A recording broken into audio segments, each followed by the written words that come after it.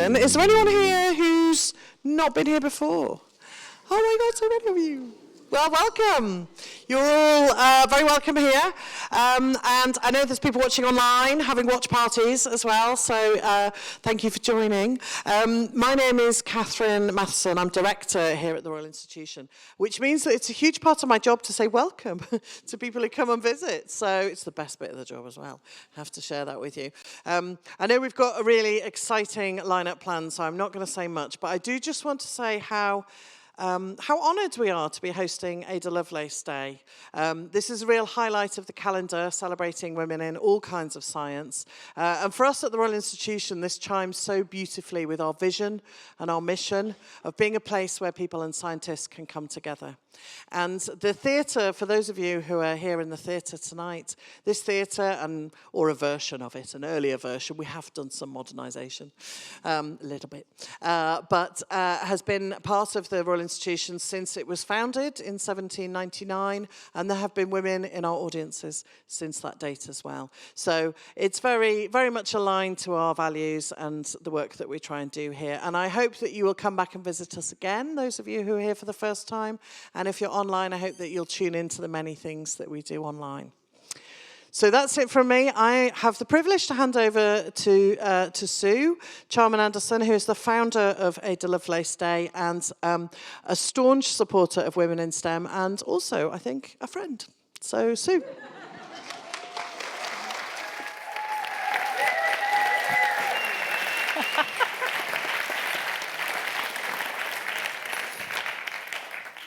Hello, everyone, and welcome to Ada Lovelace Day 2024.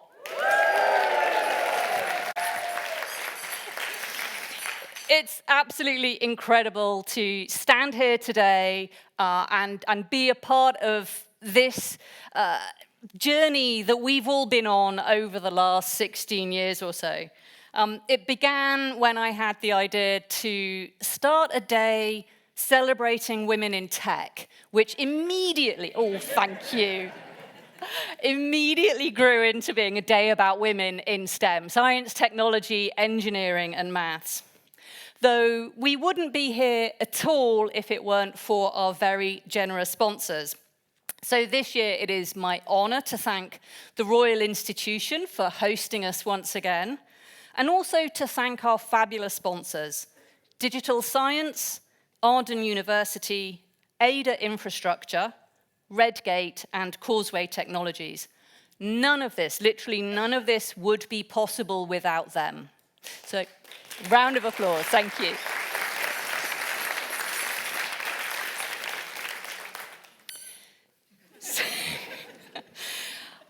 I didn't know the duck squeaked.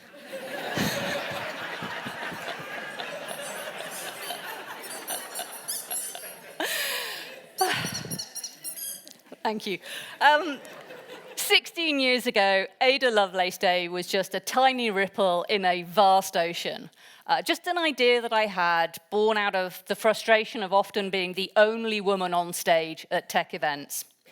It was a day to remember Ada Lovelace, the world's first computer programmer, but also a day to honour women who have followed in her footsteps.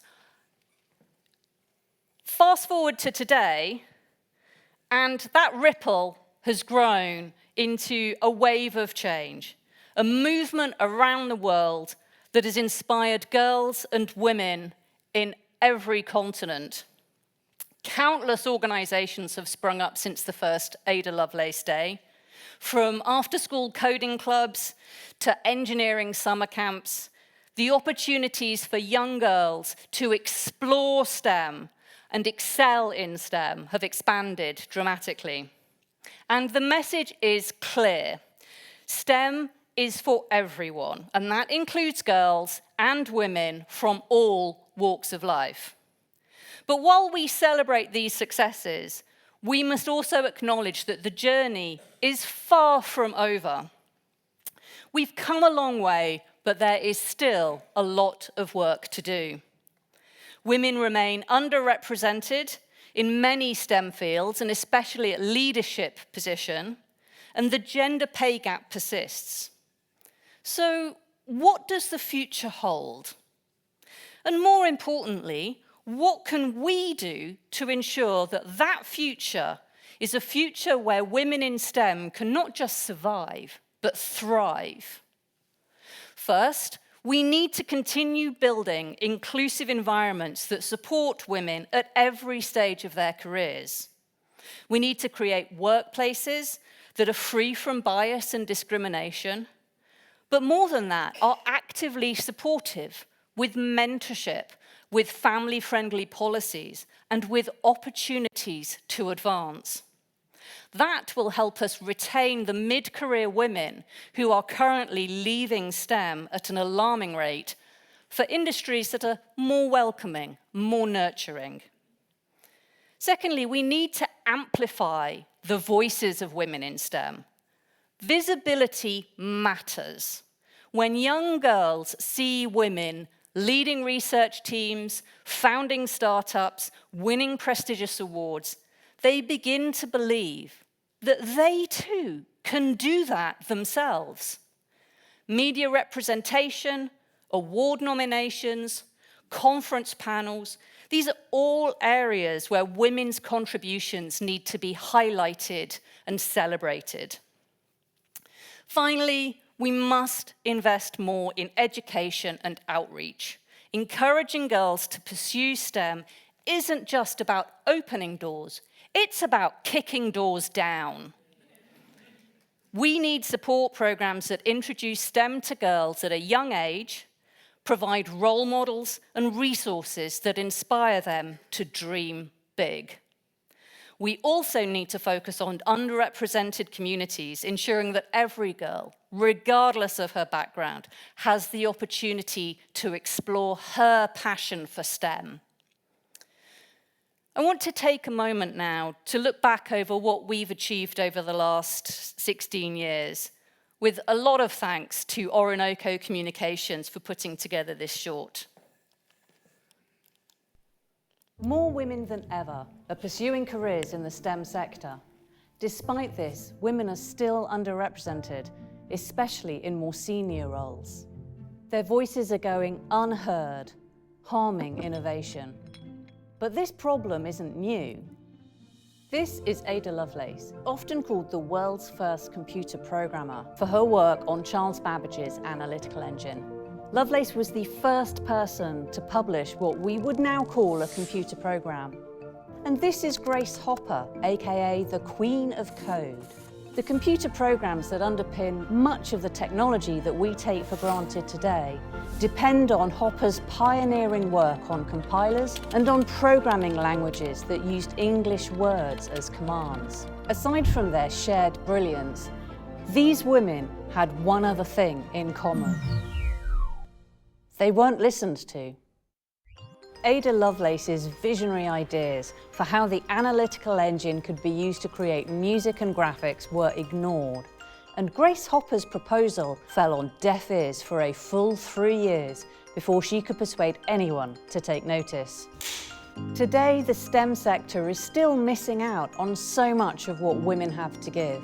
That's why I started Ada Lovelace Day in 2009. To recognise and celebrate the amazing achievements of women in STEM, with the hope of inspiring many more. I've challenged the status quo. I want to be different, and that's what I'm doing. We live in a time of accelerating change. Nobody can afford to stand still. The next breakthrough on the level of Newton or Einstein will be made by women. Every October, the day is marked by a host of events around the world, giving everyone the opportunity to hear from amazing women in STEM. It honestly is the most rewarding thing to design things and actually see people using them. So I really believe that Ada Lovelace Day is one of the bits of structure that we need to build that bridge, to close the gender gap and to shatter the stereotypes that have led to discrepancies in the engineering and STEM workforce in general. When I think back to how Ada Lovelace Day has evolved over the last 15 years, and I think about the women who've been inspired by our work, I am enormously proud. But the world has changed a lot since I launched Ada Lovelace Day in 2009. So we are having to change too. Organisations supporting girls and women in STEM are closing at an alarming rate due to a lack of funding. And companies are cutting back on diversity and inclusion work and scaling down their commitments to equality. So we are exploring new ways to support women in STEM. If you'd like to find out more, visit our website at findingada.com.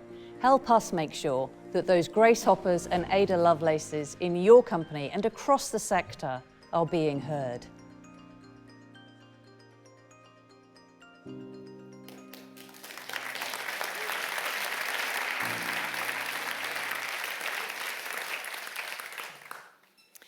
The progress that we've seen over the last decade and a half is proof that when we support, encourage, and believe in women, amazing things can happen. So I encourage all of you to sign up to our newsletter, follow us on social media, and help us co-create the future of Ada Lovelace Day. But now, can I please introduce your host for this evening, the fabulous, the incomparable, Dr. Sally LePage.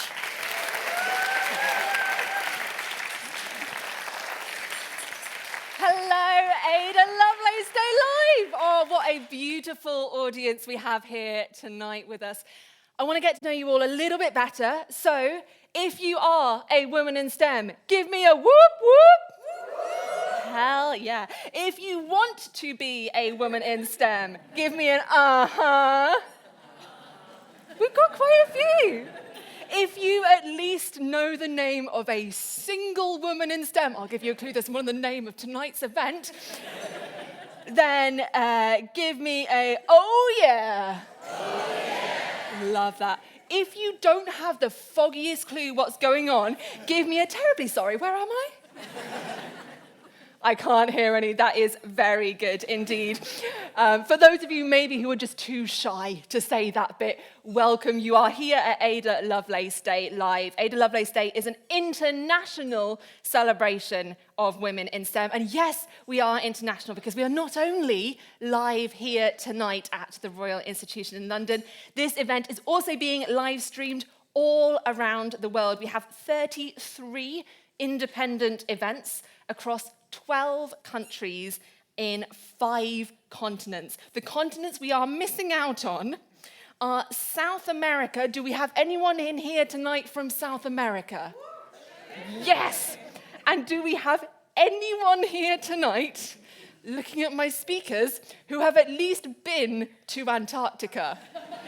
Yes, we have! We have covered the entire globe. Isn't that fantastic? And so to welcome those of you in our live stream, this is where I pretend to be a little bit of a Eurovision host, we are going, and also give us a little squeak of your ducks if you are from this country. To explain to the live stream, the people in London tonight have found rubber ducks on many of their seats. We are not an audience of mice. That is the squeaking you may be able to hear in the background. So we got good day to Australia. We're going to say oi to Brazil, pura vida to Costa Rica. We're going to say velkommen to Denmark, yassas to Greece, benvenuto to Italy, hola to Mexico, annyeonghaseyo to South Korea. And we're going to make a special shout out tonight to the watch parties. I'm going to say kia ora to Auckland in Aotearoa, New Zealand, which is being organised by Tia Lush, who is a very good friend of Ada Lovelace Day Live. We're going to say how's she bootina to Ottawa, Canada. Oh, Google, you just type in, what's the common greeting in this place? That is the Nokia Canada are organising a watch party for all of their staff. So please, Nokia Canada, make sure your phones are set to silent. We don't want a diddle-doo, in the middle of tonight. We're going to see howdy to Lakewood, Colorado, where we have Creighton Middle School, who are watching us tonight. Fabulous, we're getting young people involved. Just down the road in King's College, London, there is a watch party, and benvenido to Lisbon, Portugal, being organised by Plio. So we are truly an international event. I am Dr. Sally LePage. I am a science presenter, video, radio, podcast producer, and I too am a woman in STEM. I spent half a decade watching tiny, tiny little fruit flies having sex and cannibalizing each other. I'll let you decide if that's a good use of time or not. All in the name of science. One thing to note, obviously you do all have your ducks. Love that you're going to squeak and toot and quack your ducks in between the talks. If you can keep them quiet during the talks, that would be wonderful. But anyway, you are not here to see me. We have a magnificent lineup ready for you tonight. 7 terrifically talented speakers who are going to talk to you about everything from cancer to cats, AI to art. So let's get the show going. So first up, we have Dr. Evgenia Ilyinskaya, who is an associate professor at the University of Leeds. Now, Evgenia likes looking at hot bodies that spend most of their time asleep and then that periodically wake up to belch out noxious fumes and that disrupt the lives of everyone around them. And she also studies volcanoes. Which obviously makes sense, as she is an Icelander, home to everyone's favourite air traffic disrupting volcano, Eyjafjallajökull. Yes, I did put that in just because I taught myself how to pronounce it. And Evgenia, like many scientists get to do, one of the great things about being a scientist is that she gets to travel all around the world. She has been to Hawaii, Montserrat, Nicaragua, and Antarctica. And she has also advised the UN on global volcanic risks. She's here to talk to us about Fire Saga, though if you want the story of Fire Saga, which is a film about the Eurovision Song Contest, unfortunately that is not for you tonight. But please erupt with applause for Dr. Evgenia Ilyinskaya.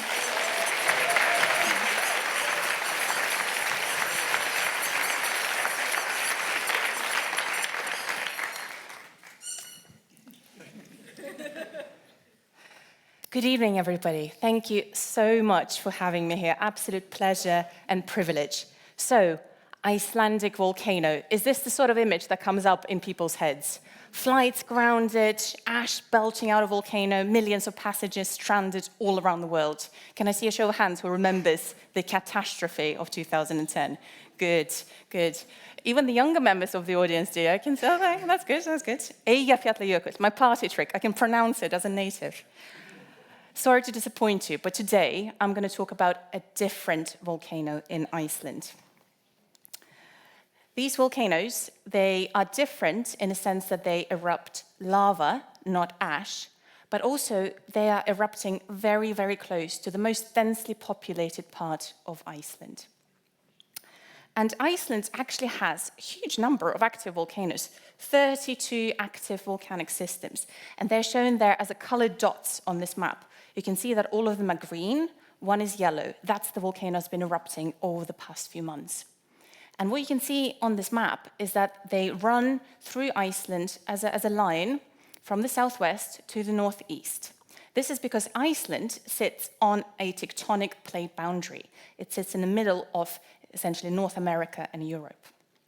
And nowhere in Iceland is this tectonic plate boundary more clear than in the southwest corner, the Reykjanes Peninsula. We have 5 volcanoes, or 5 volcanic systems, sitting in a very neat, straight line, showing us where the tectonic plate boundary is.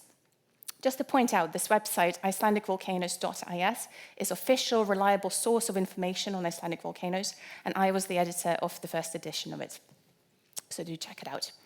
But actually, you don't need to be a scientist to see that in this part of the world, the ground is really moving. You can see that the ground has been literally pulled apart by tectonic forces.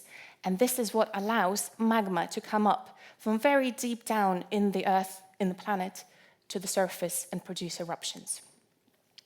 And this part of Iceland, the southwest corner, is, as I mentioned, the most densely populated part of Iceland.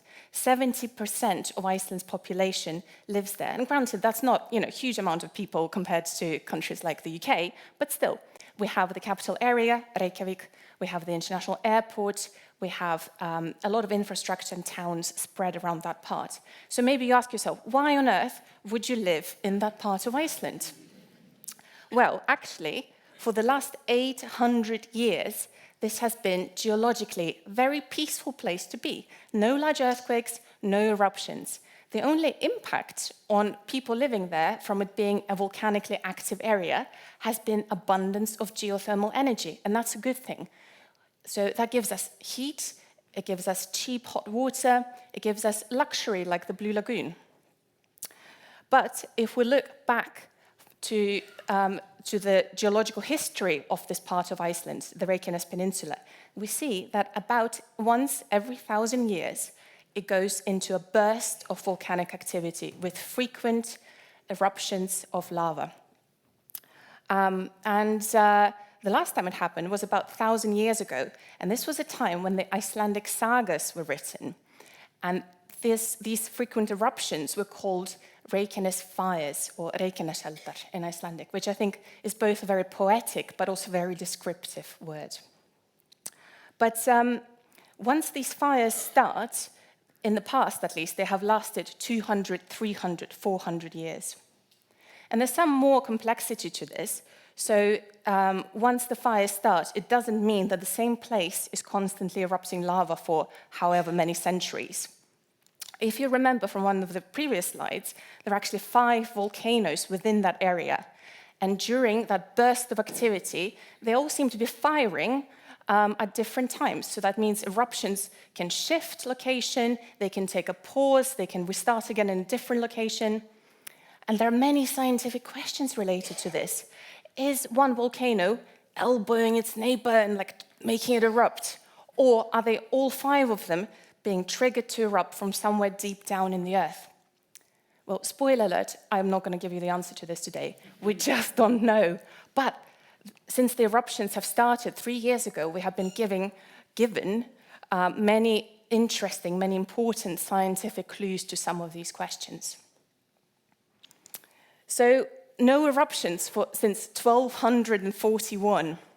And then in 2021, it became very clear that magma was making its way to the surface. So I said to myself, this is something very special. I have to try to get there. But this was February 2021. There were strict COVID lockdowns, both in the UK and Iceland. You need a special permission to even travel within the country. And also I had a 9-month-old baby. So I also said to myself, I have absolutely no idea how I'm going to do this, but I will have to try. And we did it. It was very much a family effort, but we traveled with the baby, 200 kilos of luggage. And actually, since then, my daughter has now been with me to Iceland every year for eruption fieldwork. So I have a similar photo each year. And you can probably imagine what happens. She's getting bigger and bigger. Luckily, the pile of luggage is shrinking because I keep leaving more and more stuff in Iceland. And we got lucky. We saw the first eruption in 800 years. And actually, it turned out to be a very joyful event because the eruption happened in a place where it didn't harm anybody, in an uninhabited area, but area that was still accessible on foot. So 300,000 people visited it. And as you can see from some of these pictures, people just were loving it. There were people getting married there. There were artists recording live, and just general public experienced it as a joyful spectacle of nature. And I have a wonderful quote here from a colleague and a friend, and he said, I was there when the first lava fountain happened. And when it then unexpectedly took a pause, the crowd spontaneously burst out in applause as if they had been watching an organized firework display. And these, let's call them tourist-friendly eruptions, they happen a couple of more times, once every year. But then 10th of November last year, that was the day that everything changed. This was the day that magma no longer came up in an uninhabited area. This time, it came up under the town of Grindavík, town of 4,000 people. And it did so in a spectacular fashion that hadn't actually been observed anywhere else in the world before, at least, not with modern instruments. I realize this number probably means nothing. So this is 20 times the peak flow rate of the Thames. And you can see some of the structural damage it did to the town. But what did it actually feel like to be there, to stand there when this was happening? And a Grindavík resident, a mother of 4, she was kind enough to share her memories with me of that day. And I'd like to read a little bit of it out to you. There had been earthquakes for several weeks beforehand, and you had become quite used to them. The ones smaller than magnitude 4, nobody even mentioned them. And then on 10th of November, there was a lot of tremor all day, and it felt like someone was crawling under the house. It didn't feel like the earthquakes did previously.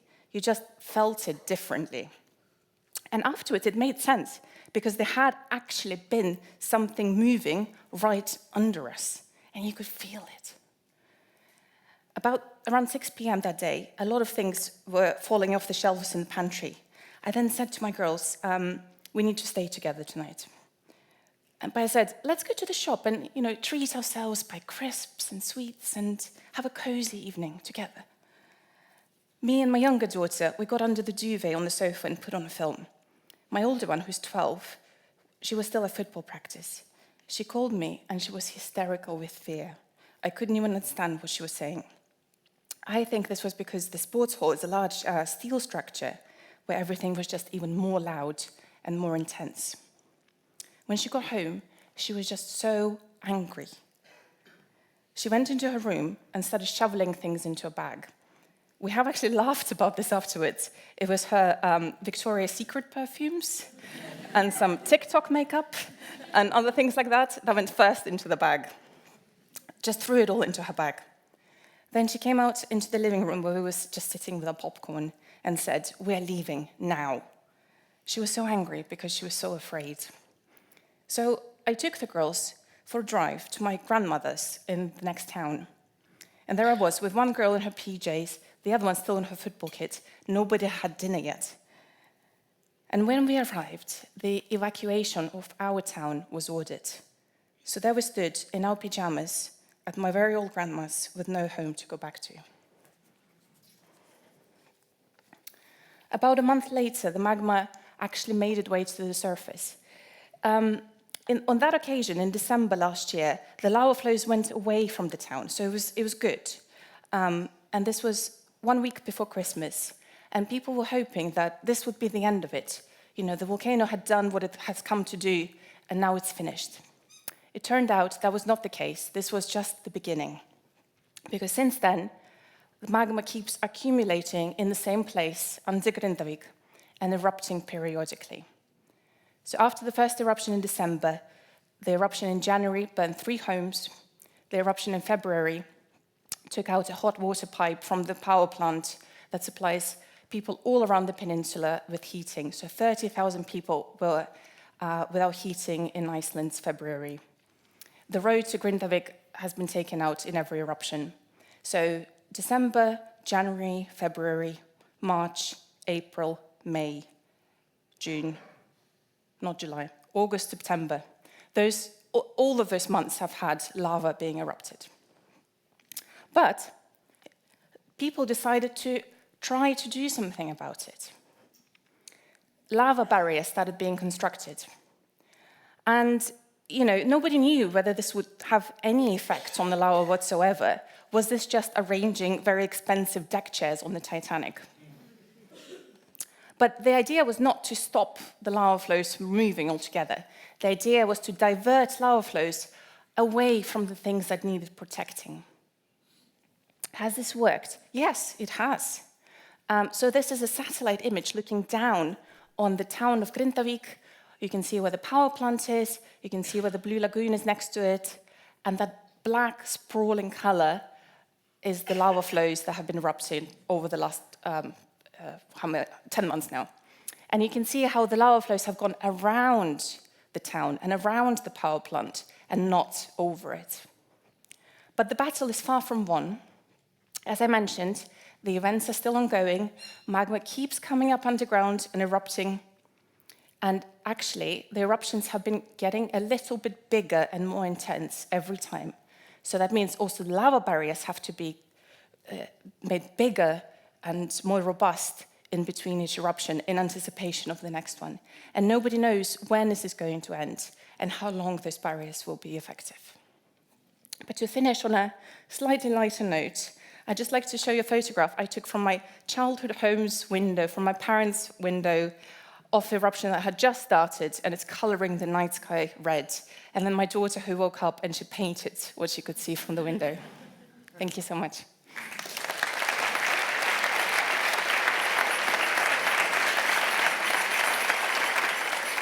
Amazing. Well done. That is Dr. Evgenia Ilyinskaya, and she brought with her some actual Icelandic magma. So at the end, do come down and you can pick it up, have a feel of it. It's surprisingly sharp. Yeah, she's like, what's in the bag? Oh, I've got rocks. It's a proper geologist for you. Right, moving on. Now, it sounds incredible. Imagine being a scientist and getting to watch volcanoes erupting. And so in the live stream, I know we've got people from all around the world. I will be checking in with you in the comments in the live stream. So let me know, what is the coolest thing that you have gotten to do as someone in science, technology, engineering, and maths? For me, I think I actually got to go scuba diving on the coral reefs of French Polynesia as part of a job. Got a bit jammy to getting paid to go scuba diving on a tropical island. So yeah, amazing things that you can do as a scientist. Now, next up, we have Mamta Singhal, who is a chartered design engineer and engineering board member. And she was awarded an MBE for her services to engineering in 2022. She started off working at Dyson, then she moved to Hasbro, where she was an engineer working on Play-Doh, Monopoly, and Action Man. She then moved to Mars, where she worked on Galaxy, Twix, and M&Ms. And then she went to Mattel, where she worked with Barbie and Hot Wheels. And she just told me now she's working with Charlotte Tilbury on makeup. So I think what we've already learned is become a design engineer, and you too can be paid to play with toys and eat chocolate.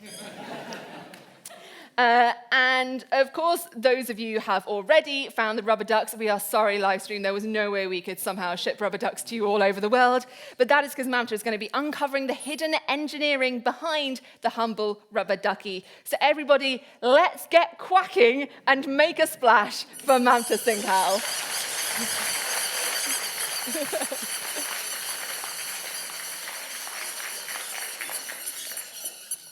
Well, welcome. It sounds like you've all had a lot of fun already with the little rubber ducks. And when I first told a few people that I was going to talk about the engineering of a rubber duck, and I think many people might have the vision that an engineer works with oil and cars and, you know, pretty heavy duty. But everything that is not made by nature, or as a member of the royal family once said, not made by God, it is made by a man, or is man-made, but I would like to think it's made by a human of some sort.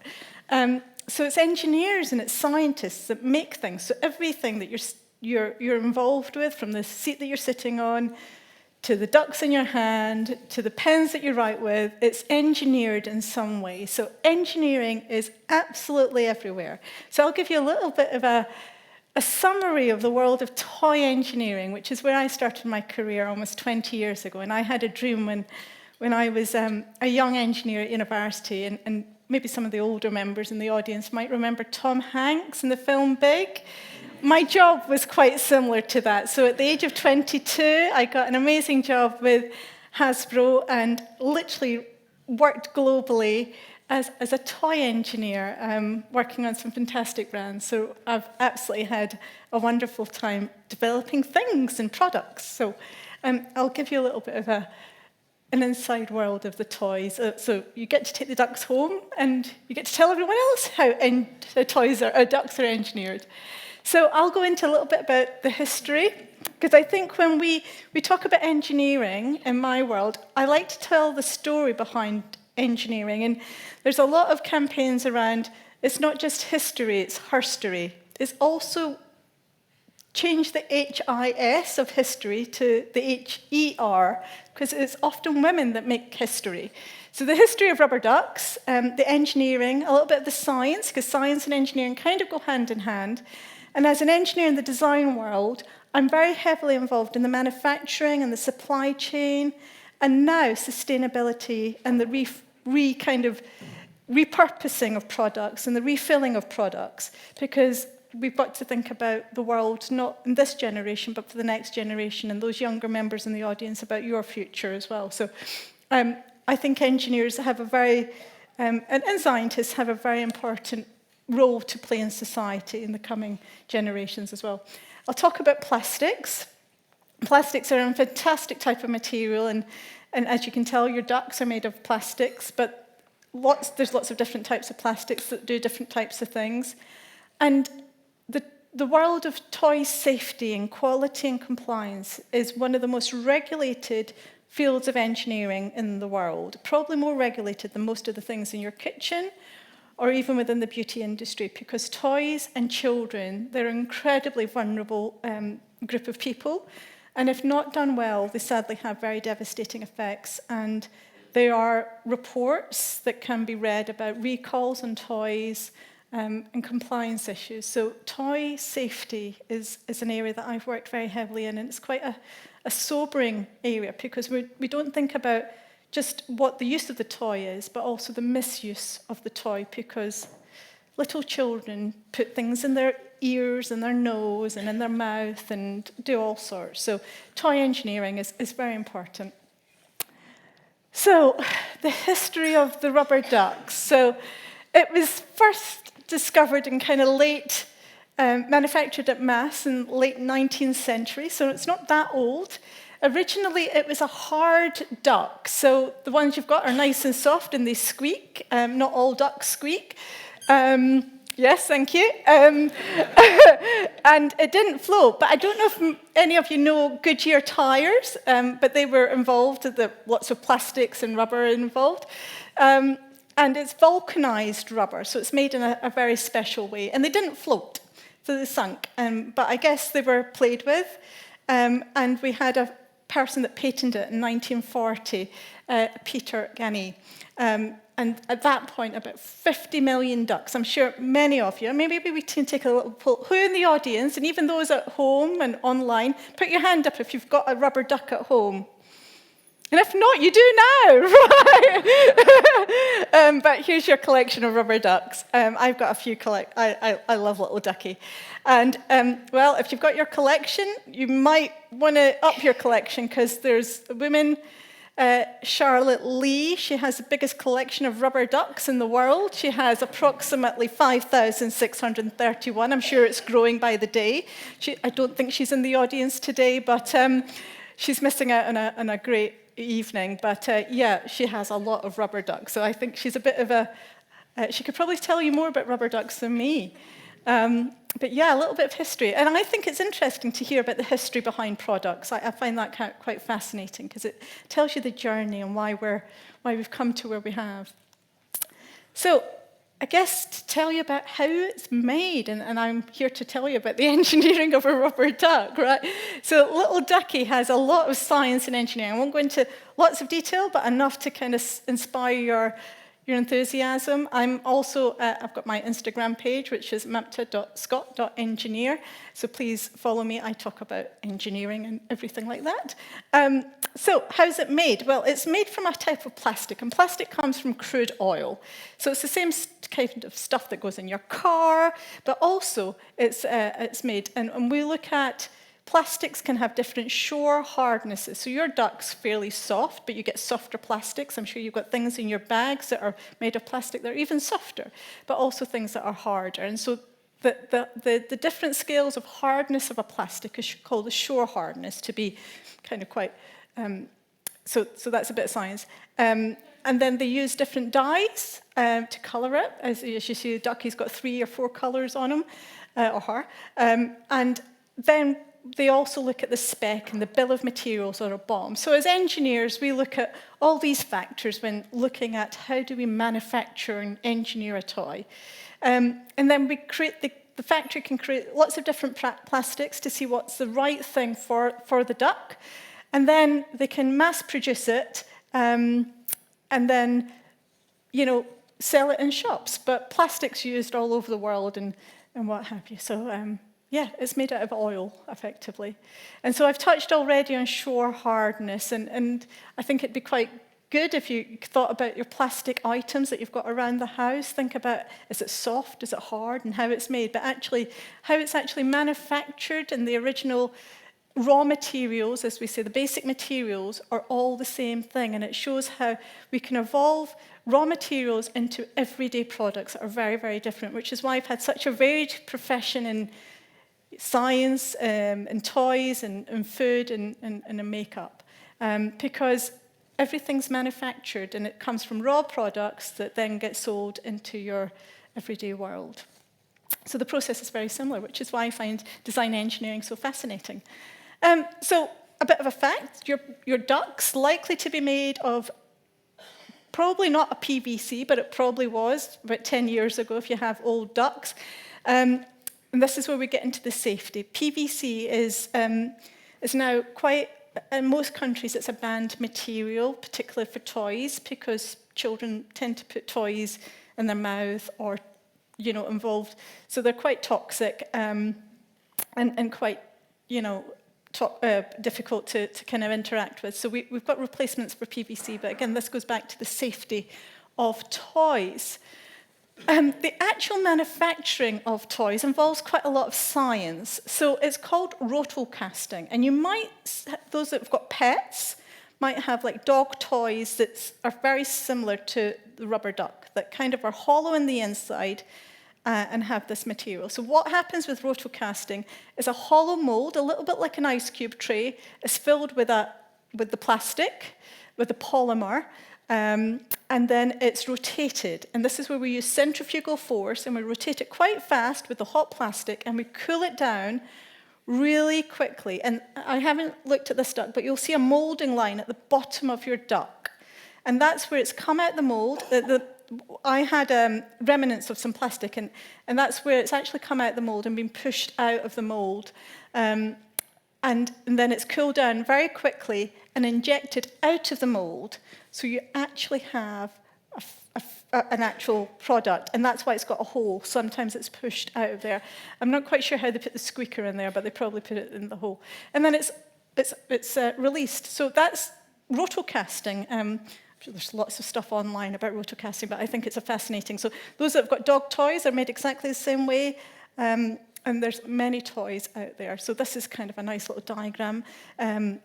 My Little Pony that I worked on was made by rotocasting. So it's very much, you put a plastic into a mold, spin it round at high speed, and then it throws out a product so that the plastic hits the edges. And then plastics in general. So as we said, we've got PVC, PET, and the others. You can see then that when we talk about plastics, it's actually quite varied. And when you pick up everyday items, you'll be able to tell what type of plastic it is by a bit of, sometimes it's the texture, it's the feel, or the sound it makes if you touch it or bang it against a table or something. So we can detect, and that's when it comes into recycling of plastics as well, because you know what bin to put it in. Toy safety, I touched on this. So we've got regulations and compliance issues and standards to avoid recalls and injuries to children and adults. These are just some of the toy standards that I was involved in.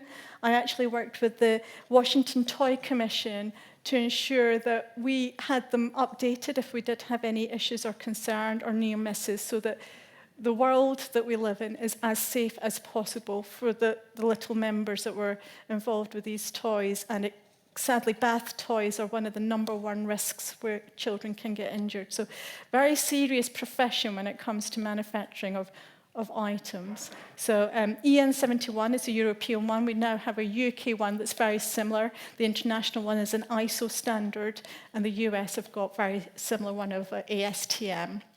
But I kind of read them like my daily read.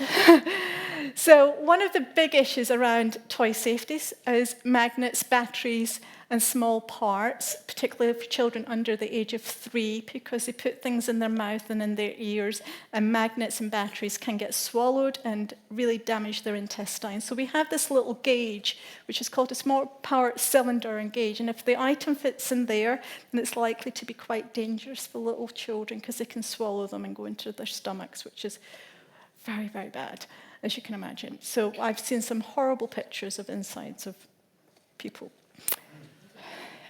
Okay, so not to make toys sound a bit scary, but they're thankfully regulated very well, and we've got great engineers around the world doing fantastic work.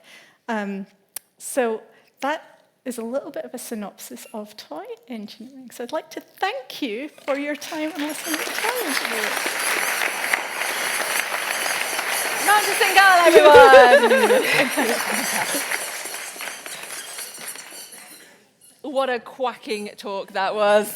Got to get it in.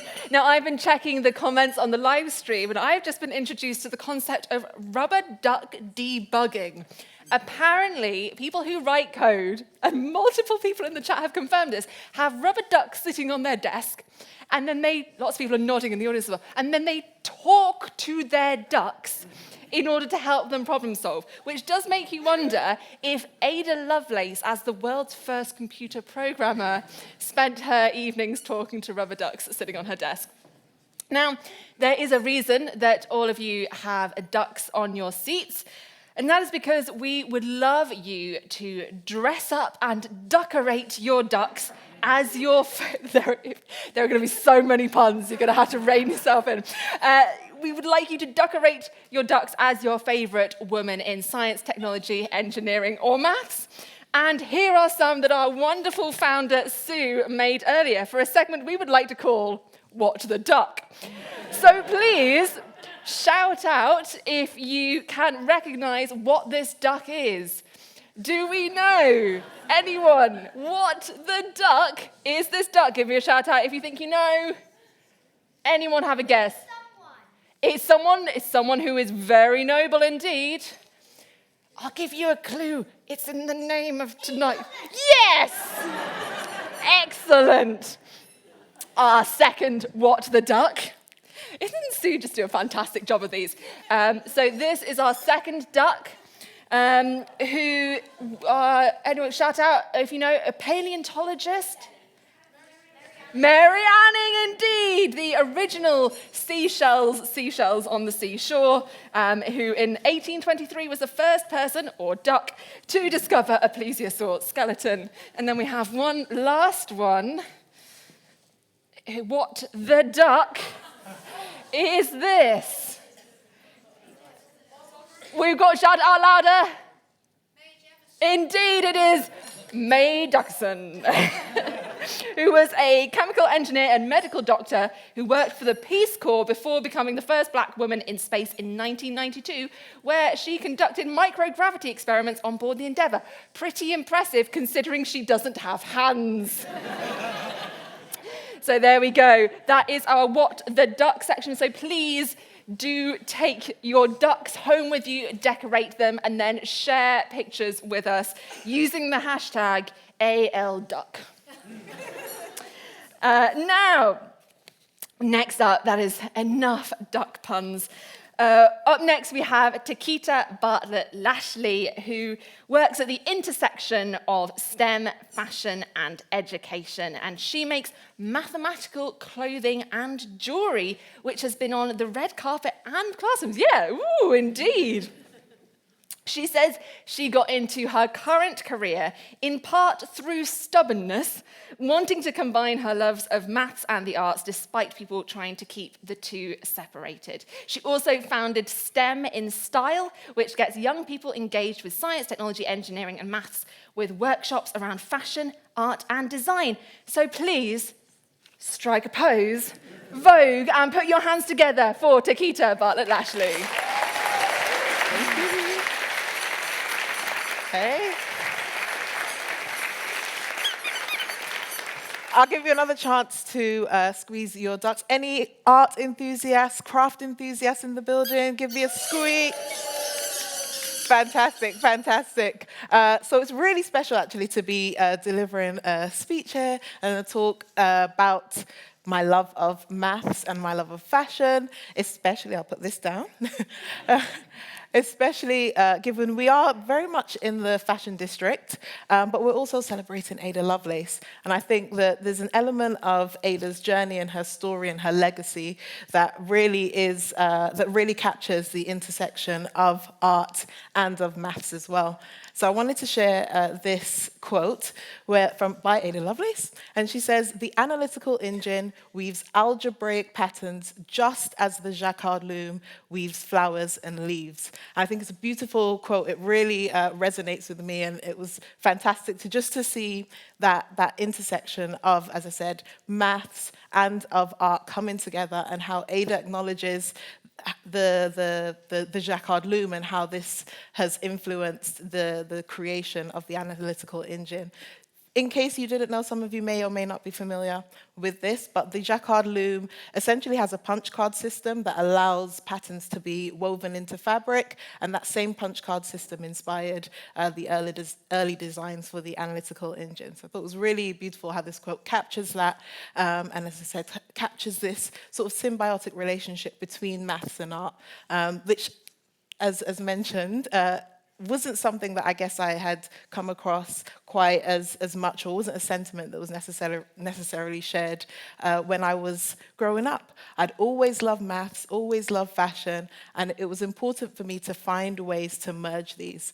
So I decided, after I'd completed my studies at higher education in mathematics, I went and did a fashion design course at London College of Fashion and decided I'm going to merge the two and create my own eponymous brand called Takita, and essentially design and create fashion, jewelry, clothing, and carnival costumes inspired by mathematics. I really wanted to combat a lot of the negative stereotypes associated with maths I'd hear, whether it's my peers or whether I worked in schools where, students and, as I said, my peers would say, maths is boring, I'm not good at it. They were quite, I'd say, didn't have as much confidence in maths as in some of the other subjects. So I really wanted to use the medium of fashion as a way to engage students and engage a wider community beyond the maths community in various and creative ways to explore mathematics. So I created this brand, had, as I said, that opportunity to share and create a lot of conversation around, around mathematics that I hadn't necessarily had that chance to experience as I was growing up. And for me, it was my way of an unofficial proof by counterexample that maths is indeed creative and is indeed beautiful. And there's a lot to be celebrated in this space and to be explored in this space.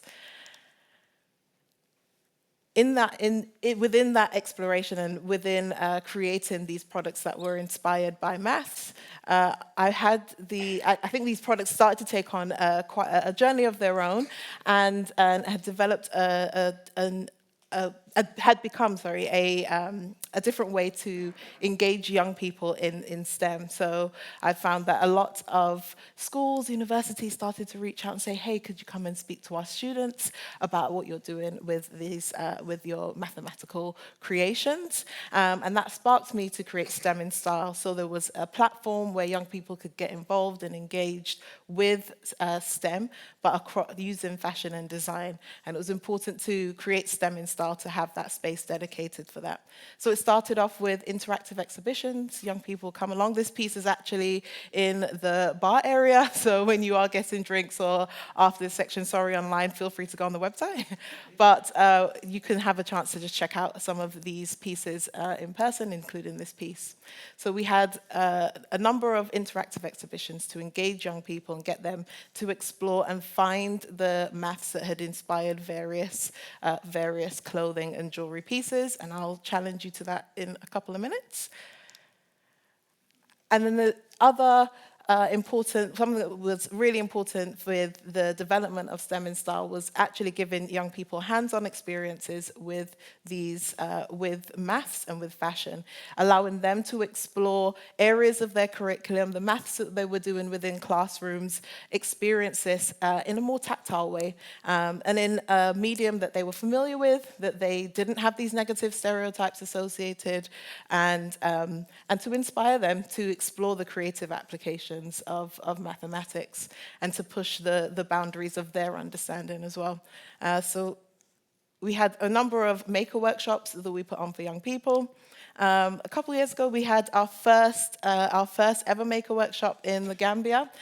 This is a shot from there, where you can see students had created these tiny, like, emoji applique, and we had introduced them to the notion of wearable technology and how you can not only create clothing and weave technology into clothing, but you can also code those as well. And with these students, what I loved about these, it does look like ducks, but it's emojis, I promise. With this workshop with the students, what I really loved and what encapsulated what I want to do with students when we think about empowering them with these skills, is they came up afterwards and they was like, can we sew these emojis into our book bags? There's oftentimes when we leave school, we go to our homes, electricity sometimes isn't reliable. So this is an opportunity that if they need to study, if they need to read their books, they can use these emojis that they've created, and these light up emojis that they've created as a source of light when electricity, just as I said, is not reliable. So empowering them the young people that we work with is all about, yes, we get the chance to engage with maths in a cool or a different way.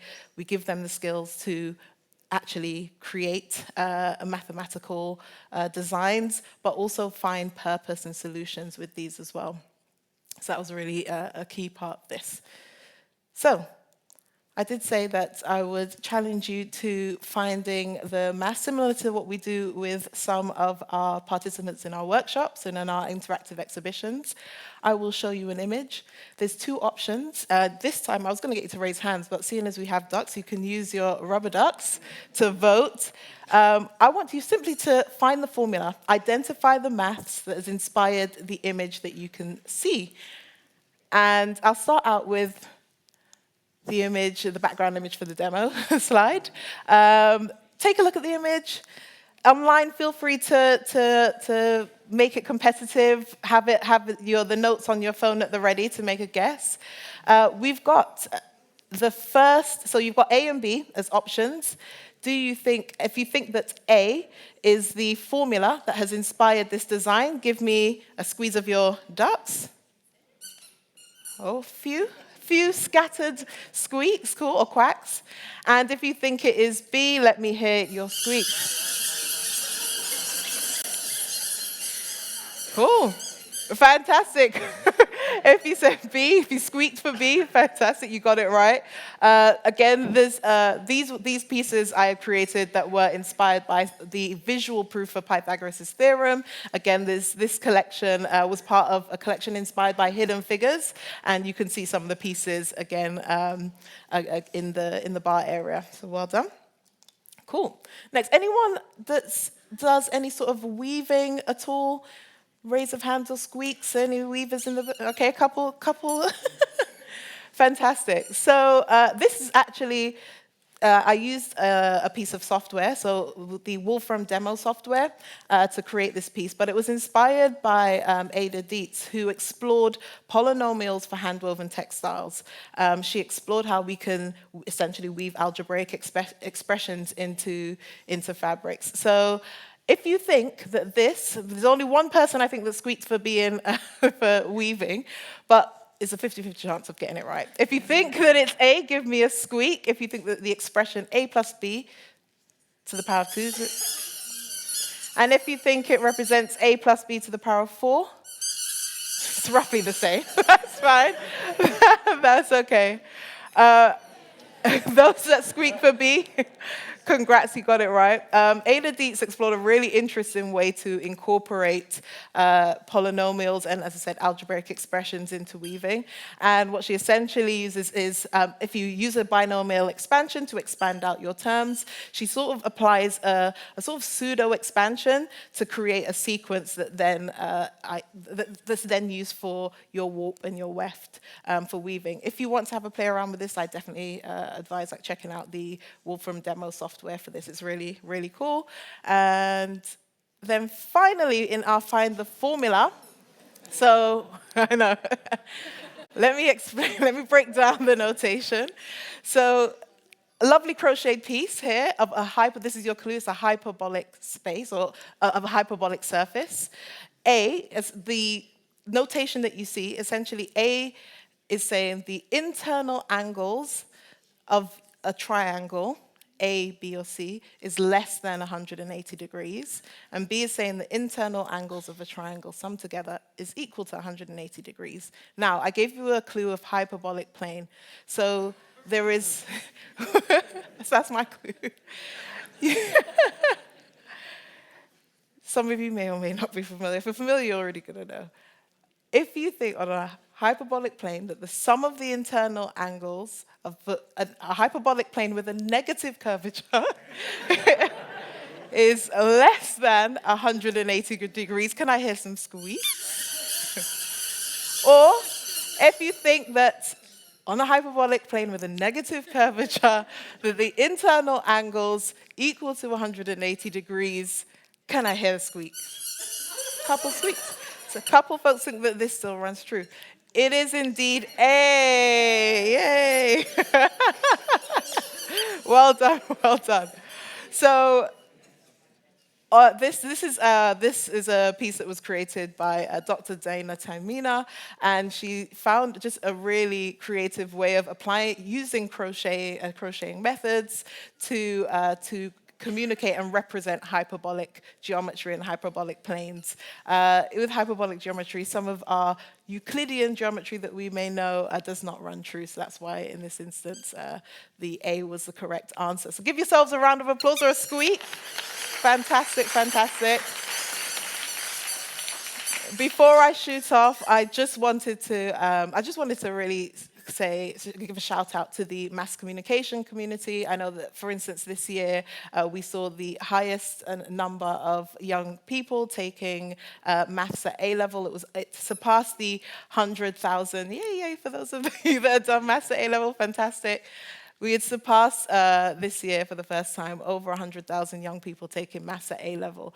And I think it's just, I know the tremendous effort that goes into engaging, encouraging, and inspiring the next generation of mathematicians. So I wanted to shout out the community for the hard work that went into that milestone and that achievement, and to continue, and just to stress the need to continue to support platforms like this and across the STEM industry that are really nurturing the talent and the STEM talent of the future. And that's it for me. Thank you. Thank you. Takita Bartlett-Lashley there. And you can see some of Takita's designs, as she said, in the bar outside, so do take a look afterwards. And so much love for the combination of fabrics and design and maths in the chat. Charmy says that coding is an art and should be displayed in the Tate, which I think is an excellent idea. Speaking of the chat, I asked before what some of the coolest things people have got to do based on their work in STEM. Sandra managed to work on the 2012 Olympics as part of the tech team. Anyone in the audience have managed to do something super cool because they were working in a field of science, technology, engineering, or maths? Give us a shout out if you think you've got the coolest thing. That's Mamta there. Just like, yes, I have the coolest job. We all know. We are all very jealous. Anyone else? We've got people in the chat. Alice helped on the Galaxy Zoo project, talking to people about astronomy. That's pretty cool. Anne made exploding pots with bicarb and lemon juice for a bunch of girl guides. I bet that was very fun to clean up afterwards.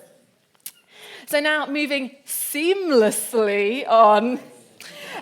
we have Dr. Samantha Terry. Samantha is a radiation biologist at King's College London, and she got inspired to work in that field because she wanted to help patients with cancer, but was nervous around blood. And she has since started her own lab group that works on determining how different types of radioactivity can best be used in the clinic.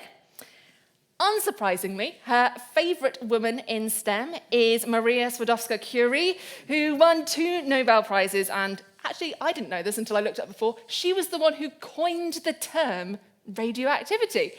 Anyone else? Yeah, Marie Curie came up with the term radioactivity. How cool is that? And some of the questions that Samantha asks are, how much radioactivity can we safely inject? If only she was there at the start of the Spider-Man movies. So please give a very carefully quantified dose of high-energy applause for Dr. Samantha Terry.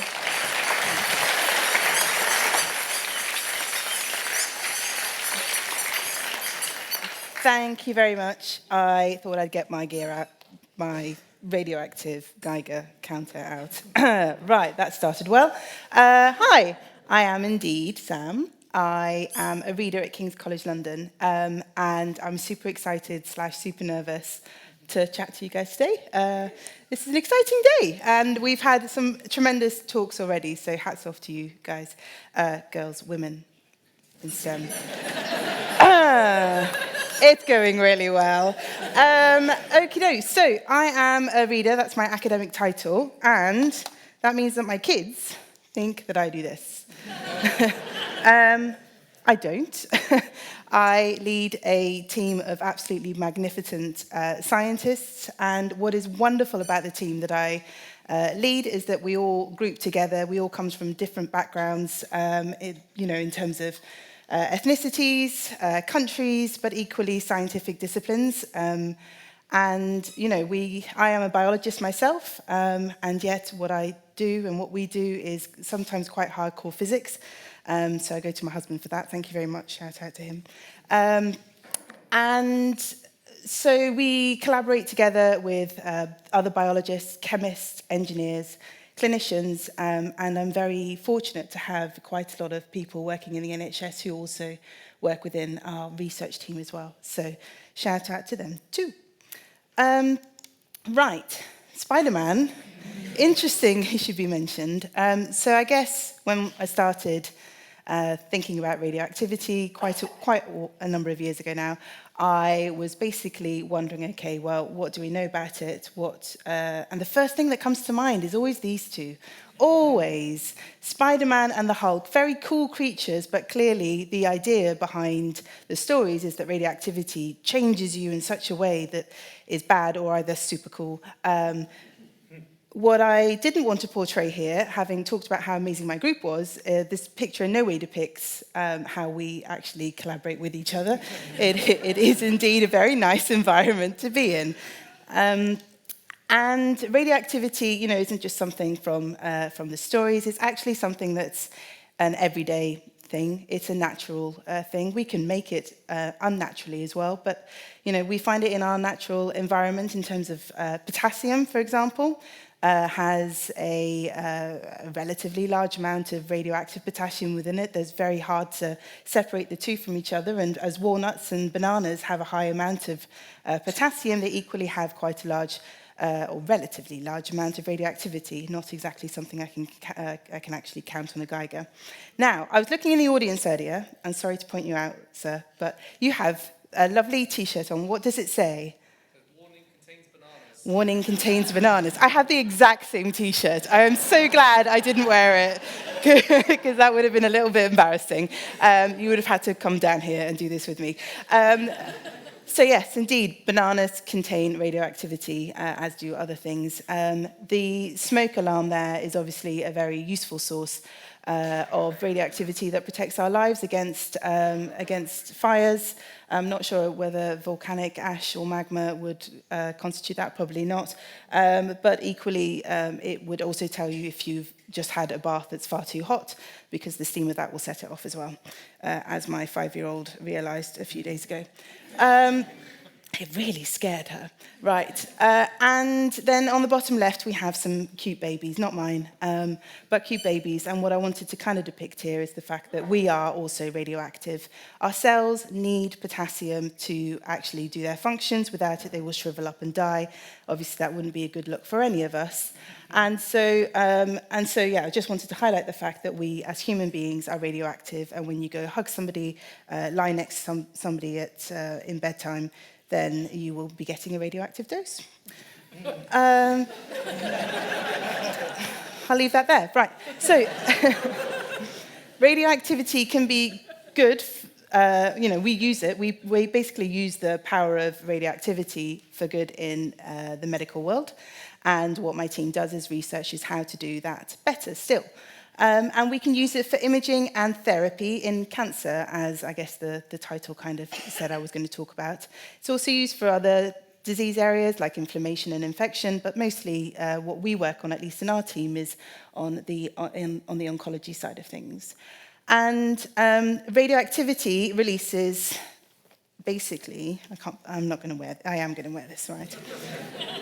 Here we go. Sorry, Tom. Here we go. Right. Might as well. Thank you very much. I try. Maybe something for the red carpet. I don't know. Right, so I'm going to turn this on. This is our Geiger, right? And all I wanted to show here is the fact that radioactivity is measurable. And you guys probably know this, but it's always nice to get a Geiger out, and I did ask for permission.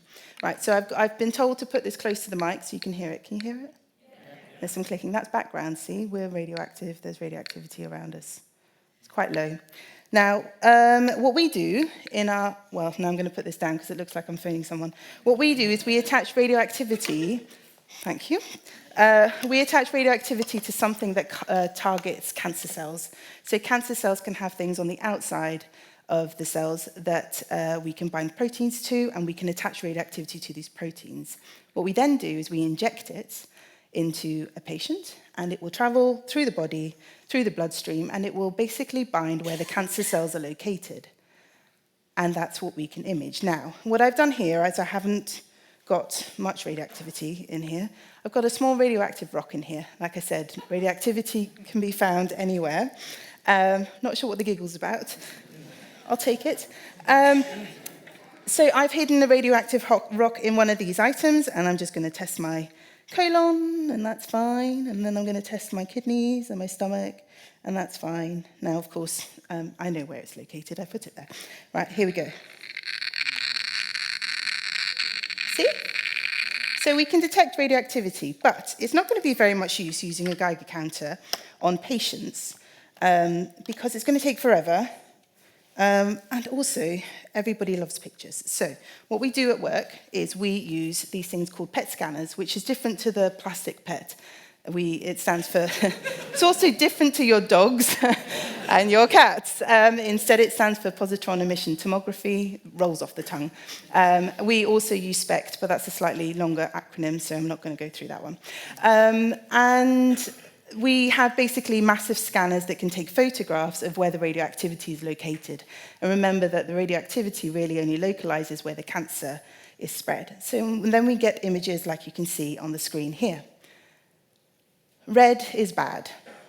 So the red values here represent where cancer cells are located, in this case in the bone. So in this particular individual, unfortunately, the cancer has spread to the bones. And this is a reality for many of us. I mean, in fact, cancer diagnoses are 1 in 2 at the moment, so it's something to kind of bear in mind, and it's a sad topic to talk about. But for this particular individual, what is, I guess, quite nice is that you can switch out the radioactivity from something that allows us to image, because the energy comes to the camera and gets picked up by a camera, instead to something that doesn't travel quite as far, and we can use a radioactive element instead to treat that disease. So Marie Curie, very good lady, yeah. She basically discovered radium-223, and radium can be used, because it acts like calcium, can go to the bones and can be used to get rid of metastases like these, which is wonderful and used in the clinic at the moment. But it doesn't just stop with radium as a use for therapeutic purposes. So radioactive elements are basically, your atoms are trying to stabilize an instability and get lots of energy out. And that type of energy comes out in different ways, in this very similar way as kids who have too much energy after too much sugar basically also get rid of it in different ways, whether that's screaming, hiding, running around like mad. And the types of energies that are released that are useful for therapeutic purposes in cancers are those that are beta particles, alpha particles, or, which you might not have heard of, are Auger electron emitters. Beta particles and alpha particles are already used in the clinic for use of treating things like neuroendocrine tumors, prostate cancer, and, like I said, metastases that have spread to the bone. Auger electron emitters are not just my baby, as in like a lab baby, scientific project baby, but they are nowhere near the clinic for use in therapy, but I think that they hold great potential, and I hope that by the end of this, you will join my enthusiasm for Auger electrons. I'm sure you will. So like I said, we can attach radioactivity to something that targets cancer cells, and it will target cancer cells when they have spread throughout the body. But we can do something else that's quite fancy, I think, which is we can localize that radioactivity to particular parts within the cell.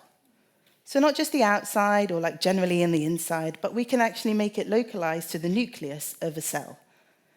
And that's quite cool because within the nucleus, you have your DNA, and if you damage your DNA, usually, if you damage it enough, the cell will basically go into apoptosis. It will kill itself. And of course, that's what you want for a cancer cell. You want to force it to kill itself. But depending on the type of radioactivity that you use, you'll want to localize it to different parts of the cell, because some of the energies will go all the way from the cell membrane on the outside to the nucleus and deposit their energy there, and that's great, then you'll get cell kill. But other ones, they have a much shorter range, and so you need to actually get them into the nucleus in the first place for them to cause that damage. And I hope that that will become more clear in a second. Wet dogs. I kind of see radioactivity and the deposition of energy from radioactivity in a very similar way to this. So depending on the size of your dog, how wet it is, and how well-behaved or ill-behaved it might be, you would probably get different splatters of water. And it's very similar to the types of radioactivities that are released. So beta particles, I was going to say, is kind of like an ill-behaved wet dog, in the sense that the energy that's emitted usually travels about 1,000 cells away from the source of the decay where it happens, which means that it's actually quite useful for tumours that are of a particular large size, simply because you are getting that energy in exactly the right places using a beta particle. But if you have a tumour that is slightly smaller than the circumference, I guess, or the distance of a beta particle, then rather than you irradiating the cancer cell, you're instead irradiating the healthy areas around the cancers. And that's obviously not what you want to do. That's going to cause side effects and toxicity to your healthy tissues. You want to keep them healthy. So instead you use an alpha particle emitter that would be really good at these kind of smaller tumours. They deposit their energy probably about 5 cells away from the source of decay. Now, Auger electrons, like I said, enthusiasm for Auger electrons, they really only irradiate the cell to which they are attached, which is awesome, because you don't really have to worry about the size of a tumour necessarily. But also, like I said, metastases can happen. They happen quite often, and although diagnoses and treatments are getting better, we can always do better still. And what Auger electrons might, and I say might because we are nowhere near this yet, but the reason why I work on them so much is they might allow us to prevent metastases from happening in the first place. And this is the cancers that have spread. Because metastases basically occur because your tumour, where it all first begins, you have like a cell that manages to go through into the bloodstream and travel through the rest of the body, and then it finds a home that it likes, it gets its nutrients, it starts growing and forming a tumour on its own. If we can catch it when it's that single cell, or those few single cells, with an Auger electron emitter, which you can't do with an alpha emitter, a beta emitter, or any of the other therapies that currently exist, then you can stop it from forming those metastases in the first place, which I think we can all admit would be pretty awesome. The other thing that, and this is like big vision, right? I'm not sure I'll ever get there in my scientific career, but the other thing that Auger electrons could potentially do is allow us to prevent cancer from happening in the first place. I know big vision, huge vision, not sure we'll get there, but boy, is it something to work towards. And that's kind of what keeps me going to work every single time, because if we could do that, if we could pull that off, that would be absolutely incredible. And the reason why it might possibly be a theoretical, I can't think of another word other than theoretical theory, is because we know that some people are predisposed to getting cancer in the first place. We know risk factors, whether they're genetic or whether they're otherwise, that tell us that certain people have a higher risk of getting cancer in the first place. What if, big vision, we could use Auger electron emitters to stop those cancers from starting in the first place, just by giving people a preventative dose of them? That would be awesome. And like I said, I'm not sure we'll get there, and I don't want to give you false hope, but that's exactly what keeps me going to work all the time, these Auger electron emitters and the power of radioactivity in treating diseases like cancer. That is it from me. Thank you ever so much for your attention.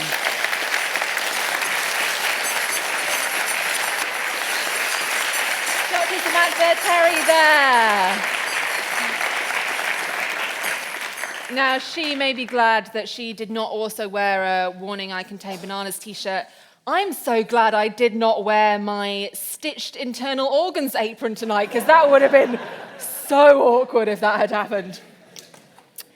Next up, we have Joysy John. And Joysy is a software engineer, education entrepreneur, and edtech advisor.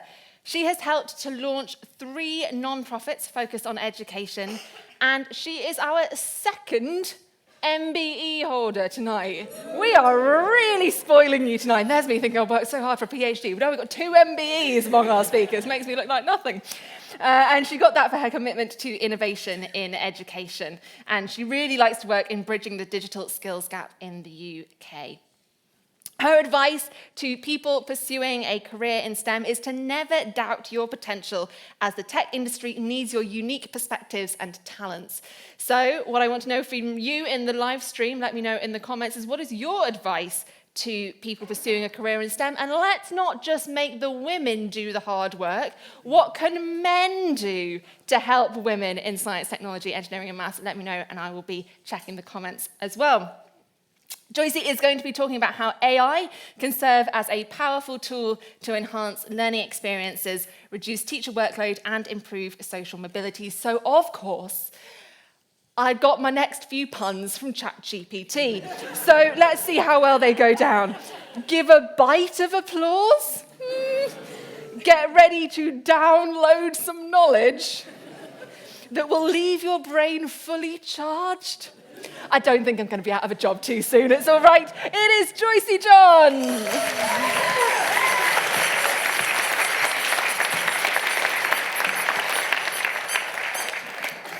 Good evening, everyone.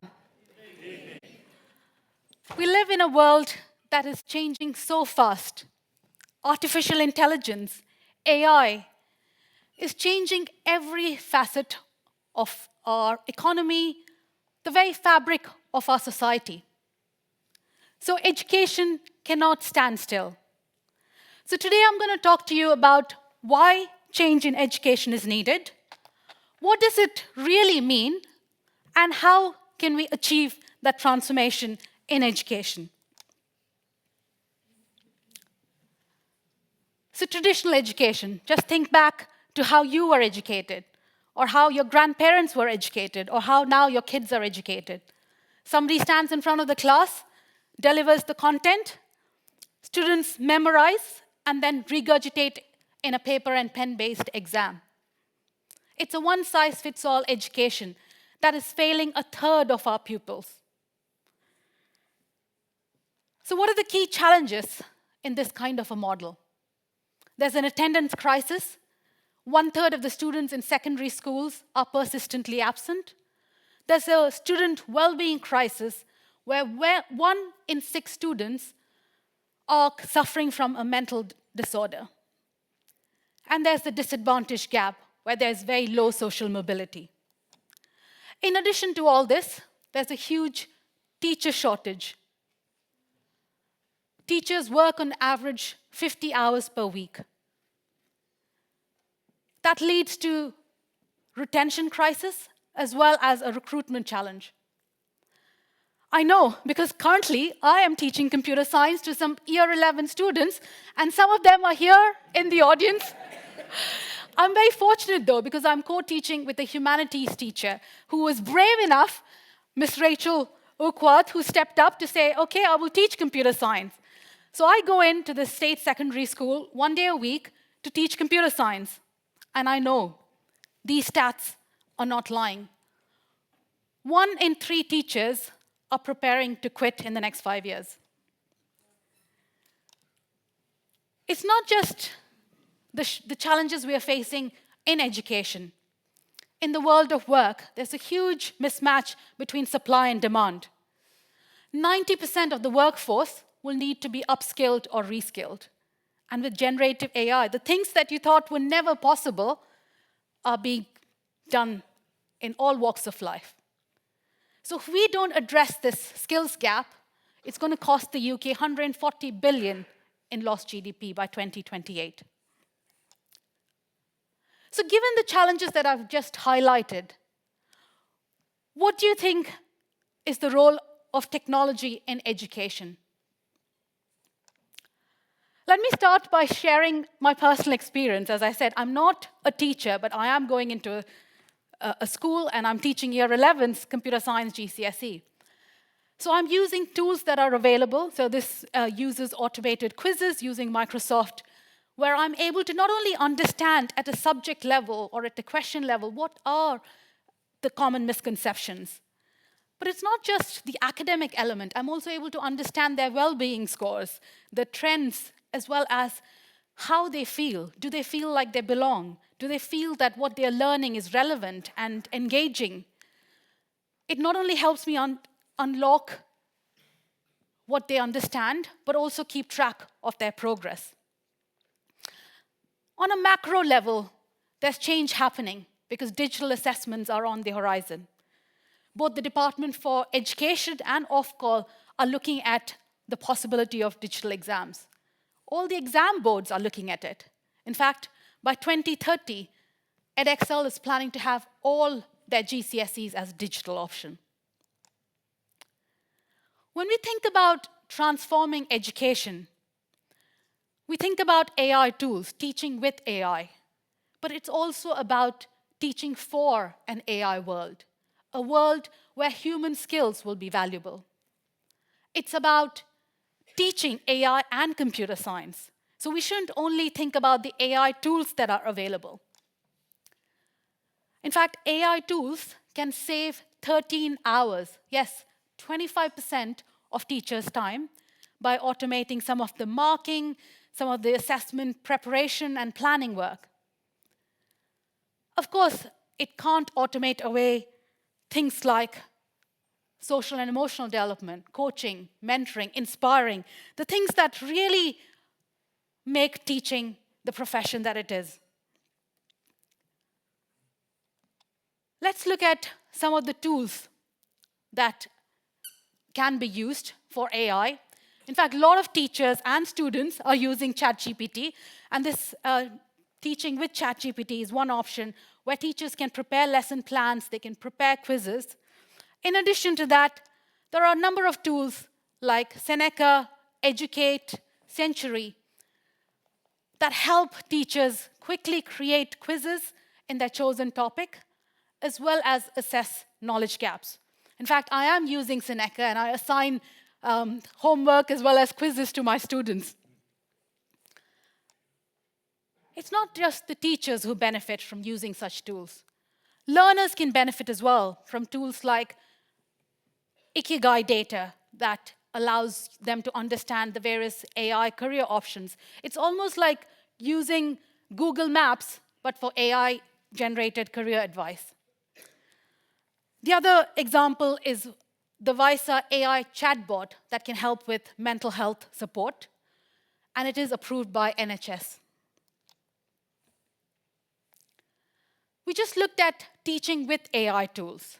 But in a world that is driven by AI, we need to teach these skills that are going to be super critical. Things like problem solving, critical thinking, collaboration, creativity, social and emotional skills, the ability to learn, the ability to be flexible, adaptable, resilient. These are the skills that young people will need both in life and in work. Here's an example that teachers and parents can use both inside and outside the classroom to help young people build these skills. Teaching London Computing is another website where teachers can find resources for interdisciplinary learning. As Takita mentioned earlier, it's not just about STEM, it's about integrating that with arts and humanities. Everyone needs to have these skills.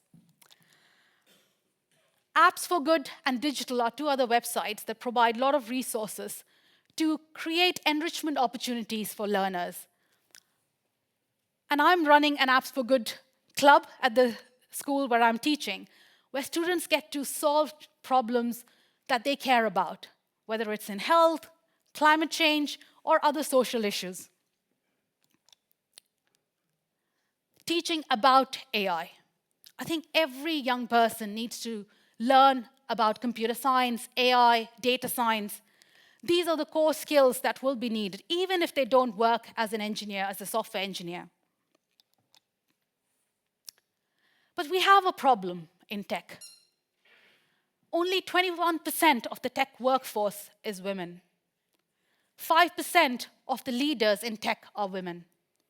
How can we accept this statistic in this day and age where everything is driven by AI? If you look at this, it shows the data for the number of pupils, both male and female, who are doing GCSEs, A-levels, and university degrees in computing. It looks like a positive story. The numbers are going up. Yes, the number of women doing it is much lower. It ranges between 21% to 25% at the max. But the numbers are so small. Over 2 million people work in tech, and yet last year, less than 3,000 girls did their A-levels in computer science. That means there will be one woman for every 128 jobs in 2025. But if you place that in the context of the policy changes that have happened, it's a totally different trend. You'll see that the numbers have actually reduced. Back in 2015, when we had the GCSE ICT, 43% of those doing were women. Now, it's only 21%. And even in this day and age, where everything is digital, 80% of boys and 95% of girls stop studying computing age 14 because of the GCSE computer science decision that they have to make. Both my husband and I are software engineers, and my own daughter decided to study drama because what they teach in school in terms of computer science is not relevant. It's highly theoretical and not as applied and exciting. And she said to me, "Oh, I know more computing than what they teach at school." In fact, a lot of students in my class probably know more computing than what gets taught in schools. So we do need to change the curriculum. We do need to make it more exciting, more fun, more integrated with arts and music and creative subjects. So what do we need to do in order to make this change happen? We need to make computing on par with literacy and numeracy. Every school, every teacher cares about the English and maths. We need to make sure that every student, every parent, every teacher cares about digital literacy as well. We need to embed digital and AI across different subjects and encourage teachers to use AI tools to make their lives much more easier, but also to personalize learning for everyone. So what are the barriers for adoption? It's the usual suspect. not enough time, not enough money. And this is a problem that no single organization can solve on their own. So we need a public-private partnership. We need collaboration across businesses, governments, schools, colleges, universities, and civil society to ensure that we have the funding, the resources, the training to make this happen. I'm going to just end by a poem that I used generative AI to help me with. So there are so many different platforms, so I used a bunch of those to spark some ideas. So here it goes. In education, a change takes hold as AI's power starts to unfold. Teachers and tech, hand in hand, transforming learning across the land. Data flows like rivers wide. Insights help us turn the tide. Personalized lessons at learners' own pace. Empower minds in every place. So let us dream of what could be, a future rich in equity, where every child in every space has wisdom's light upon their face. Thank you.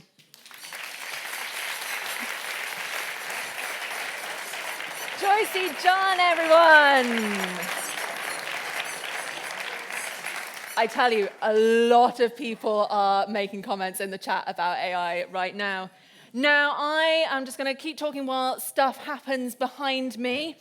So speaking of the chat, I asked before what some advice for getting women in STEM is.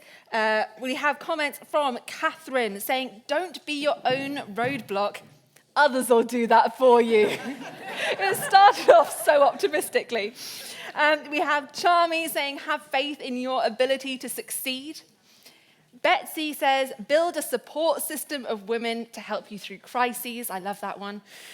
And obviously I said, it's not just the women who should be doing all the hard work. What can men do as well? Alice said, men, talk to other men about women in science. Don't just be talking to women about getting women in science. And in a meeting, and this goes for people regardless of if they're in science, technology, engineering, or maths, if a man takes credit for a woman's idea in a meeting, speak up and give credit back to the woman. I think we can all take that away with us.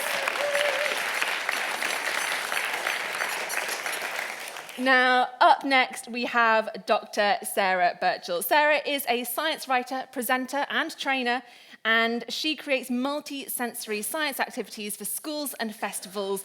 The whole point is that they get everyone involved, especially people with special educational needs and disabilities. And she has won Innovation in Science Engagement Awards for her work. And so she is going to be creating tonight in this very room a cloud. So please raise the roof all the way to the troposphere for Dr. Sarah Birchall.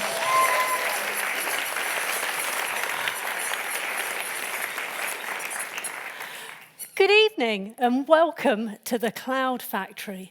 That is the name of my favourite show that I do in schools and at festivals. Now, I can't do the whole show here today, partly because it's too long and I only have 10 minutes, but also partly because I would normally come and bring the clouds to everyone in the audience. And obviously, in this lecture theatre, that's just not possible. So I'm going to create a mini audience at the front. This is not my demonstration. They're going to create a mini audience at the front. So I need 4 volunteers who are willing. You will need to smell and taste fruity squash. And I know some people hate it. So that's the only caveat on it. So I'm going to have you in the grey top there, in the pink top there, in the black top just there. That's 3. You know I've got to have Sue. Come on, no escape. So if you come and sit on one of the chairs out the front, thank you.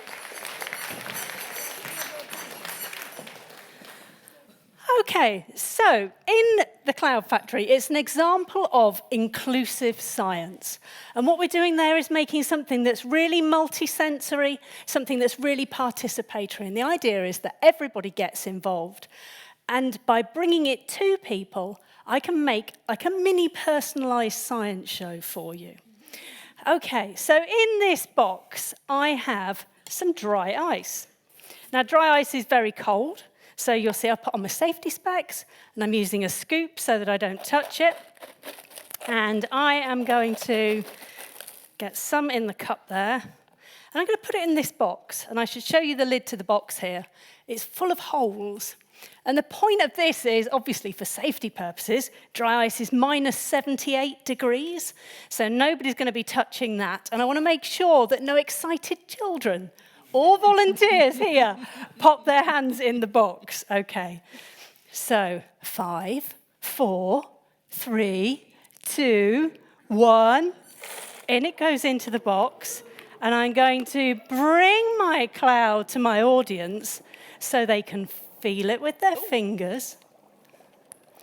And they can see it with their eyes.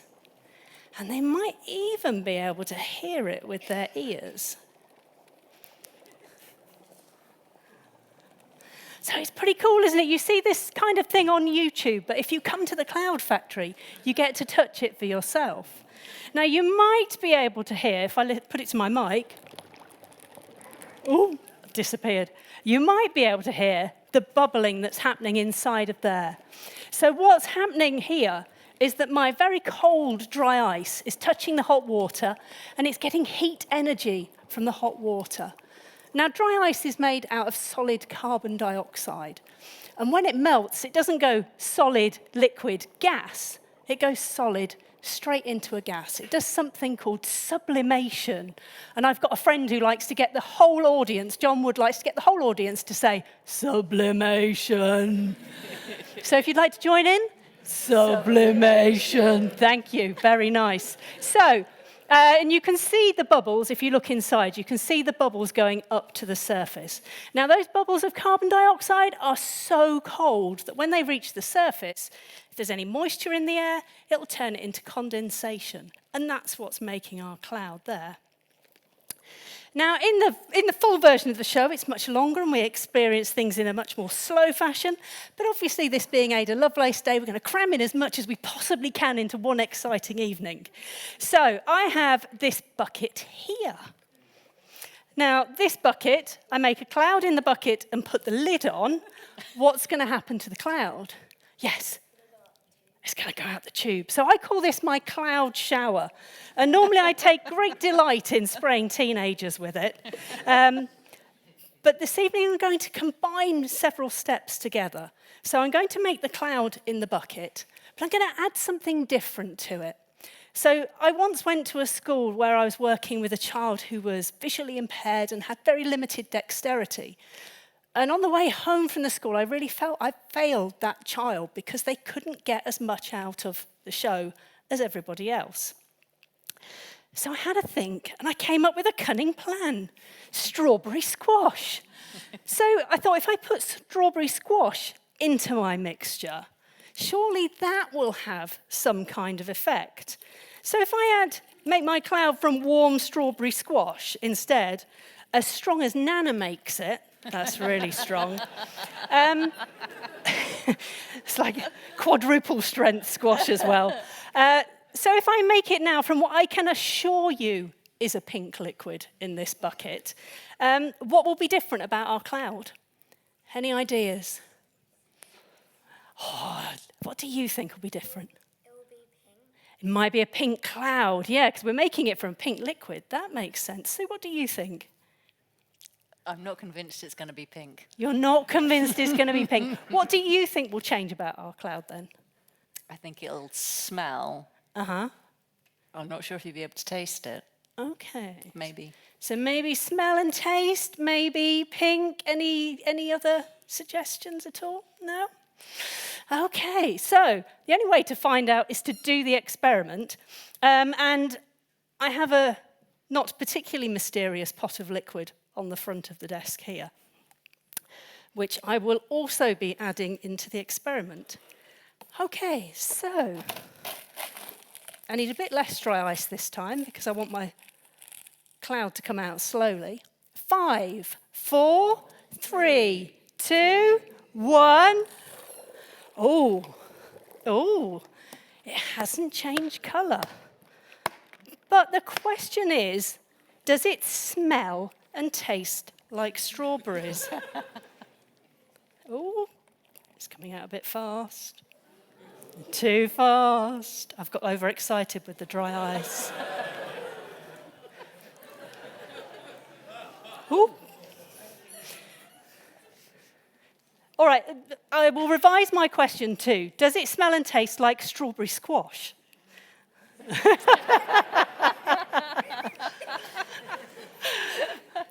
So as you can see, as I take my clouds in bubbles to my audience members, remember it's a bubble. Do you really want to lick a bubble? As I take my clouds in bubbles to my mini audience, they get to experience it exactly for themselves. So any science that we've talked about, I'm kind of hoping that they will actually remember the science that we've talked about when they get home. Sorry, I'm trying to get to the lady on the end. Smell and taste of strawberry squash? Yes, excellent. Okay, so when people leave the cloud factory, they always get to leave with a sticker saying, I touched a cloud. And that is another part of, taking science into schools, is making sure that that science doesn't just go into schools, that it comes out again at home.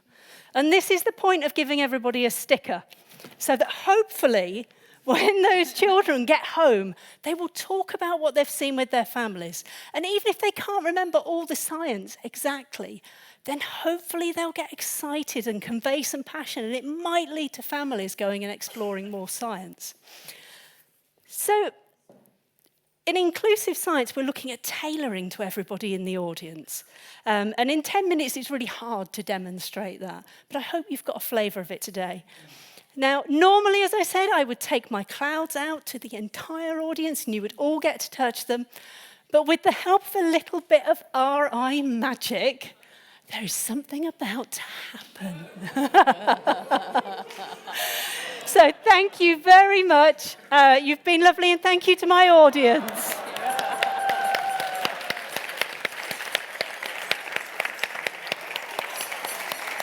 And if they want to get a sticker off me if they've touched a cloud, they can get one.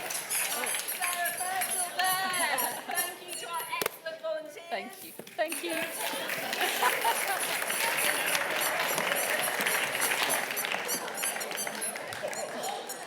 Oh, there's some more coming from there as well. I can actually smell the strawberries from here, which is very, very cool. And if you did manage to touch a cloud, you can indeed get your own I Touched a Cloud stickers at the end. This is so exciting. And we also had comments in the chat earlier. It's not sublimation, it's ducklimation. I'm not the only one making terrible puns tonight.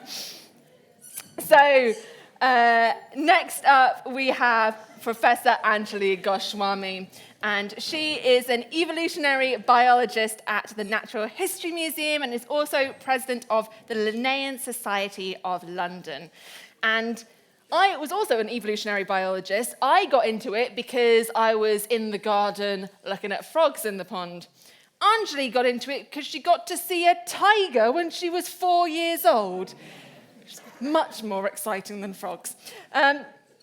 She specializes in the evolution of animal shapes, especially animal skulls, and she's been able to travel all over the world, India, Argentina, Svalbard. In her words, she spends all of her days talking with people interested in big, crazy questions and traveling the world making discoveries. So this is why you should get into science, technology, engineering, and maths. You get to do that all day.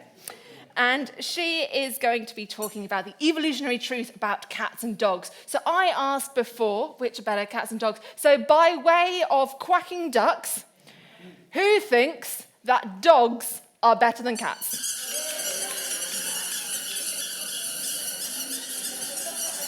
Thank goodness there are no dogs here tonight because they would be going berserk at that noise. And by way of quacking ducks, who thinks that cats are better than dogs? Oh!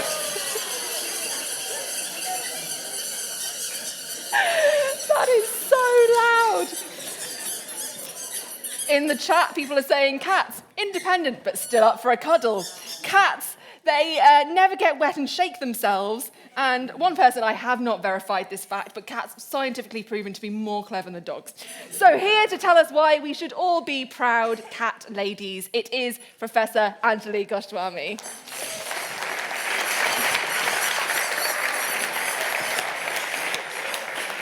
Okay, well, thank you very much. I'm very excited to be here. So just to follow up on that round of questioning, who here thinks cats don't care what you think? To be honest, right?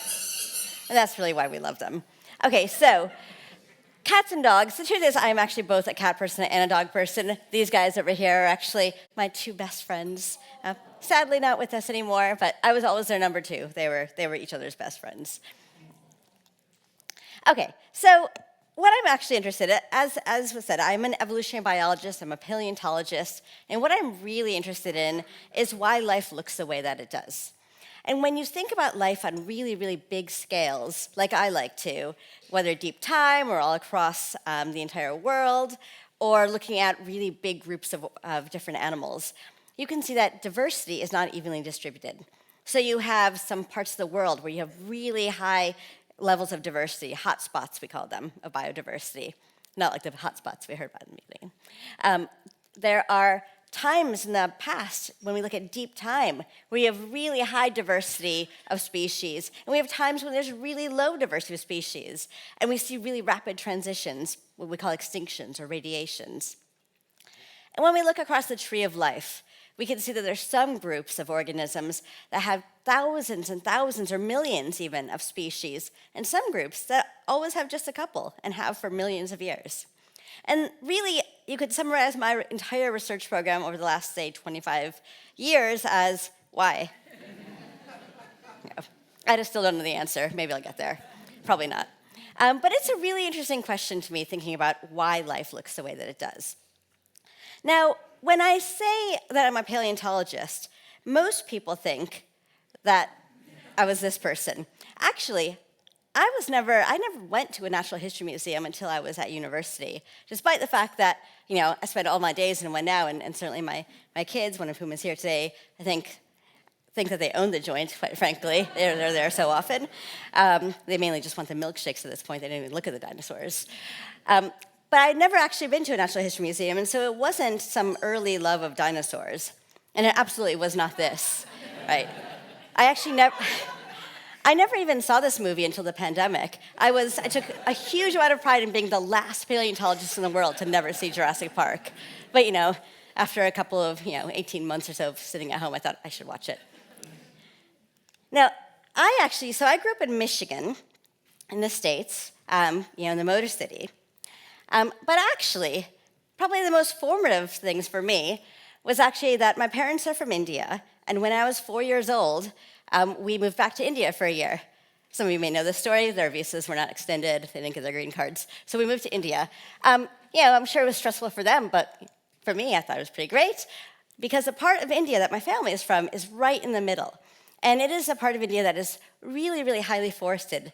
And it has inspired a lot of really important books, like The Jungle Book is based in the part of India that my family lives in.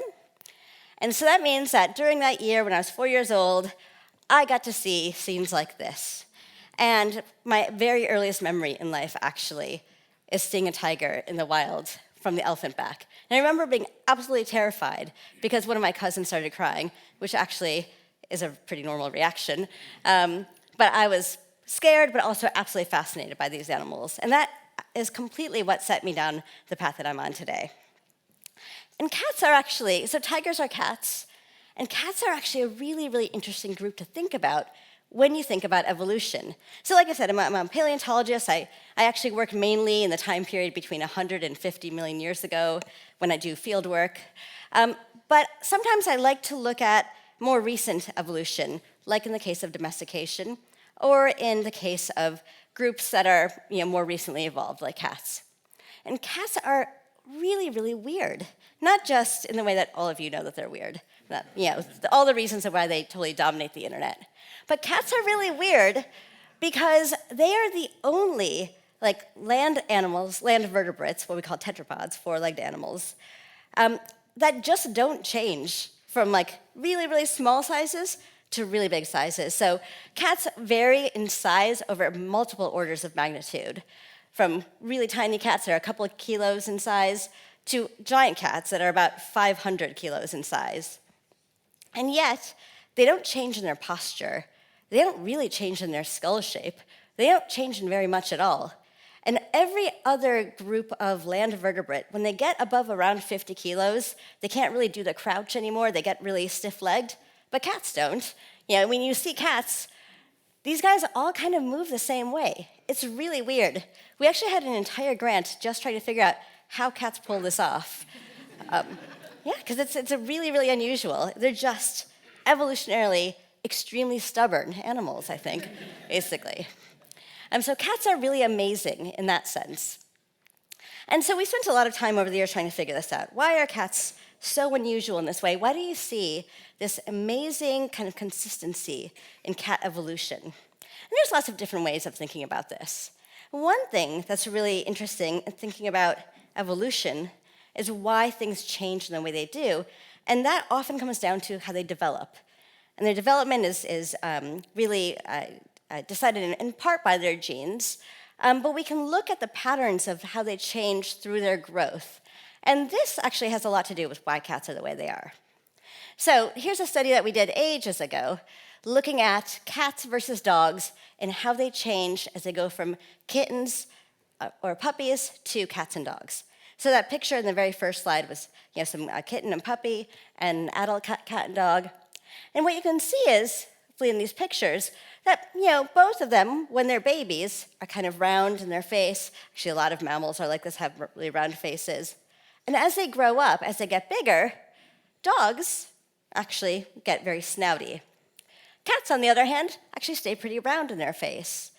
And that variation that we see during development is actually what breeders use to create the huge range of dogs that we see today. The fact that cats don't really have that kind of variation as they get bigger, as they grow up, is why we can't do the same with cats. So again, here are these two pets.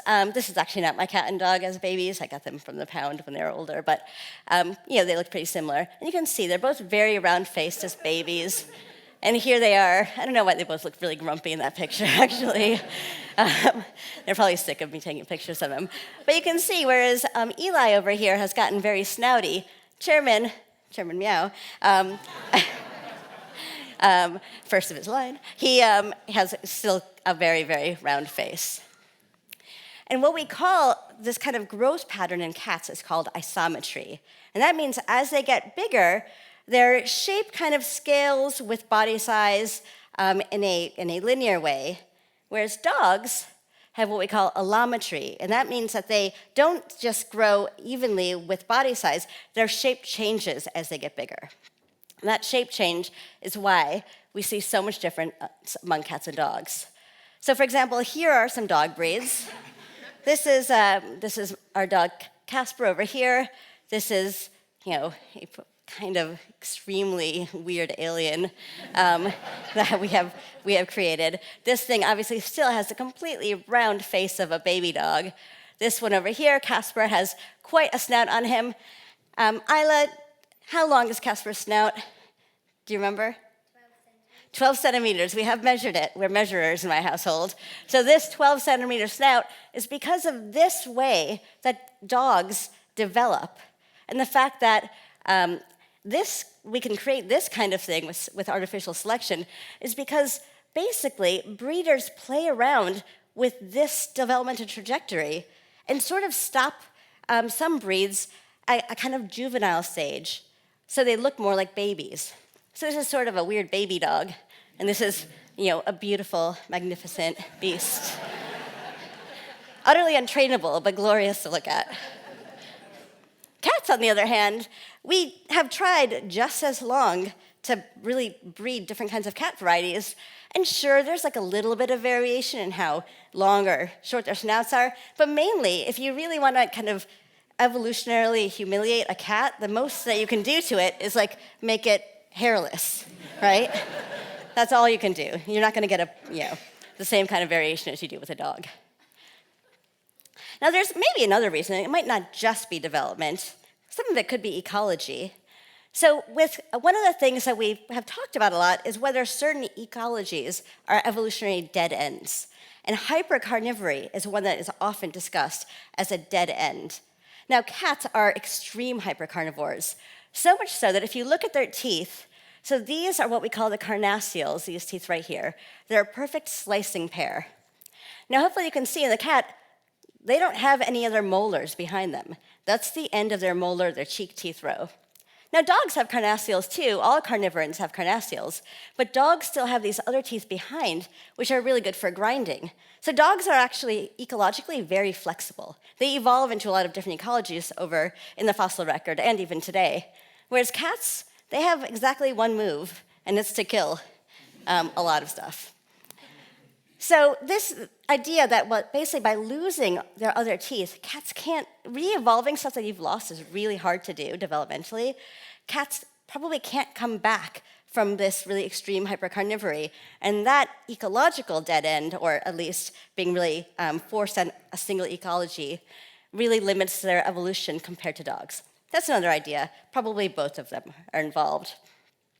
And actually, people have measured this, and they do show that the rate of evolution, the rate of change, essentially, in hypercarnivores is actually quite a lot less than their close relatives that are not hypercarnivores. So there seems to be some good evidence that is part of the story as well. Now, I've also looked at this, looking at mammals in a much larger scale, and actually cats have a lot of other features that seem to be associated with slow rates of evolution. So this is a study that I did during the pandemic, actually. So you can imagine this result here that shows that solitary creatures, solitary mammals evolve much slower than social mammals. Was pretty hard to take when I was in my bedroom on my desk for month 13. But it does seem like social species evolve a lot faster than solitary species. Cats, famously solitary, even if they will let you feed them. Precocial mammals, those that require very little parental care, that can get up and run around really quickly right after birth, what cats would call prey, and they tend to evolve a lot faster than ones that need a lot of parental care, like cats. And things that have really kind of can move around day or night, don't really have any fixed activity patterns, they evolve faster than pretty much anything that is really fixed, and cats are a fairly fixed group in terms of when they're awake and when they're asleep. And I know you're probably thinking, actually, they're just always asleep, which is fairly true. So cats have a lot of stuff going on that could make them evolve slower than dogs do. And all of this really feeds into this, this larger idea that I'm really interested in, which is, why does life look the way it does? And why do all the forms that we can think of not evolve, right? Why aren't there dragons? Why aren't there so many other things? And this is kind of a theoretical, what we call a morphospace, where we can imagine, in this case, it's looking at shell structure in snails and things. But the gray area is all the theoretical or hypothetical forms, whereas the colored areas are where we actually see real organisms. And we could replay this for actually every other group. And the majority of kind of theoretical space for animal form is empty. And the reason that is empty is essentially because of things like development and function, ecology, and genetic relationships among traits that limit how species can evolve. And we see all those at play within cats. We also, one fun thing about this though, is it also means that you kind of get the same stuff evolving over and over. And certainly we see cat forms evolving over and over in lots of different groups. Although, to be fair, they probably don't last quite as long as a lot of the other groups, because they, like I said, kind of, once they get locked into this one ecology, they can't really do much more. So that's one way of thinking about cats. And that's kind of a negative view of cats, right? Cats can't evolve as much as dogs. They're developmentally constrained. They're an ecological dead end. And I was thinking about this, one morning, just completely randomly, because I love cats, right? I think cats are absolutely fantastic animals. And I was thinking, like, maybe this is the wrong way of thinking about it. Maybe this is an unnecessarily negative perspective on cats. Because, as I mentioned my daughter, I'm a mom, I'm a scientist, run a big lab, run a major organization. There's a lot of pressure to be good at all of these different things, right? Dogs are that kind of animal. They can do all this stuff. Cats, they're just great at one thing, but they are so good at it. And so, I tweeted this, and then I went out for the day and didn't think much more about it. And then this is where I learned that people on the internet have really strong opinions. Do you guys know this? So when I came home in the evening, there's thousands of likes and all these angry messages about all these other animals that are so much better than cats because they're so much more diverse. And I was like, yeah, that was my point. All these animals that are so diverse, who are doing all these different things, maybe they're just not good at anything. Maybe they should be more like a cat, be super awesome at your one thing. And so I stand by the fact that cats are awesome because they're so good at this one thing. But mainly, I stand by the fact that they couldn't care less what we think. Okay.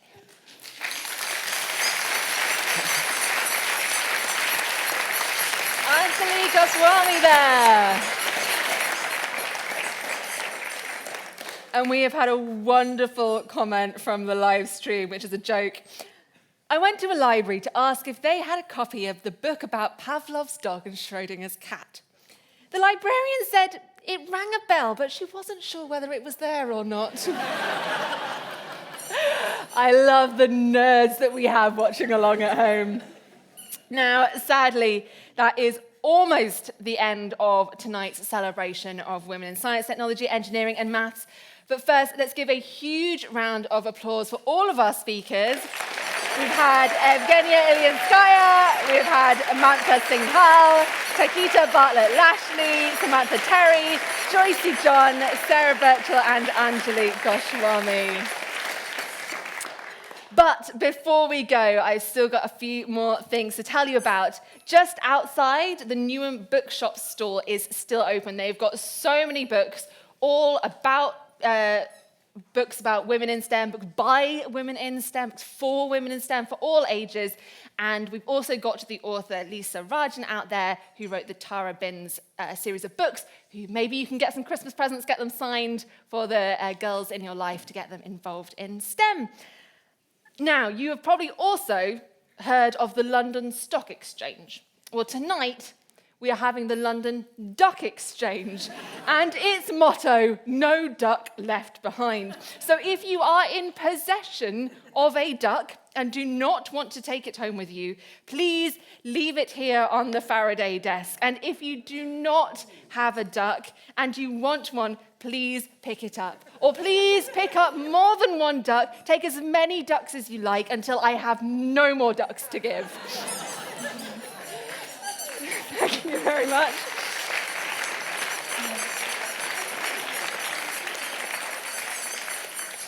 And of course, if you do want to keep your duck, it's fine. You do not have to give a duck.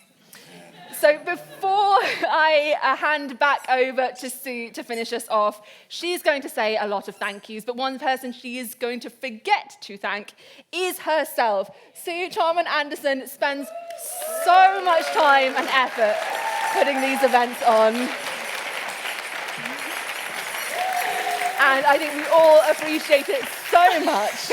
So back to you, Sue. But I can't let you go without saying thank you. Thank you. Thank you, Sally. I do have a lot of thank yous because Ada Lovelace Day has been a labour of love for me for a decade and a half, and it has been amazing to see it travel around the world and to see people in New Zealand and South America and North America and across Europe getting involved and celebrating the women in their communities. And that really is the most important thing about Ada Lovelace Day. It's not just about Ada Lovelace, it's about our amazing speakers. Thank you very much.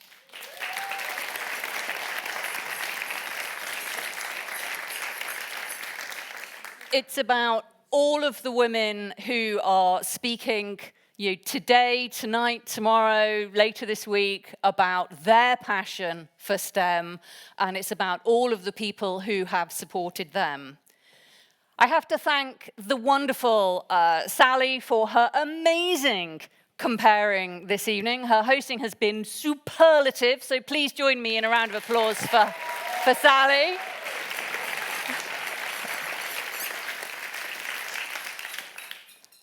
Thank you to our volunteers, Sarah, Neil, Stephanie Davey online. I'd like to reiterate my thanks to the RI and Catherine Matheson, who have been incredibly supportive of Ada Lovelace Day. Their work on this event has been amazing. I would not be able to do this without them. I'd like to thank our sponsors again, because that's why we're here, that's why we're able to be here. So thank you to Digital Science, Arden University, Ada Infrastructure, Redgate, and Causeway Technologies. But there is one person, it's actually two people, who are not here tonight that I owe a debt of thanks to. Ada Lovelace Day Live would not exist without Helen Arney, whose idea this was back in 2011. She's been our host for most of the last 13, 14 years, but she couldn't be here tonight. So Helen, thank you so much for just having this idea with me and creating what has become such an amazing event. So everybody, thank you to Helen.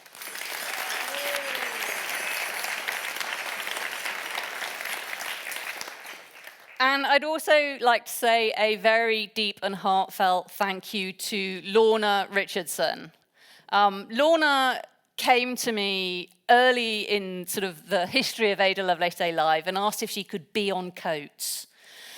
And she told me that she had some experience producing events, and I was like, oh, in that case, you can be our event producer. So Lorna, I would like to say thank you very much to you. And this is just a small token of my thanks.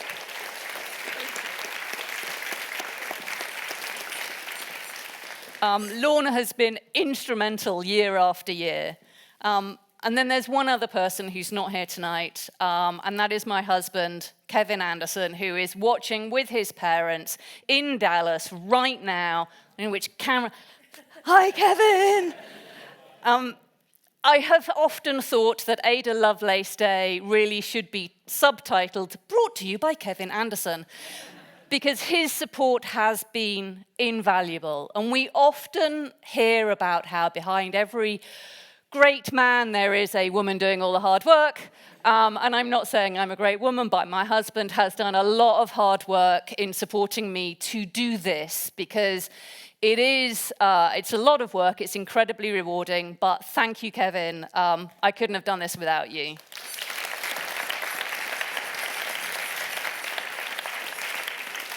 And finally, the last thanks, the most important thanks, is to you for coming, for being here, for supporting Ada Lovelace Day. Thanks to everybody on the live stream for coming and for watching. I hope you have had an amazing evening. Don't forget to pick up a book or two or three on your way out. Books are amazing, and there's some really, really good ones on the stall. But thank you all so much, and good night.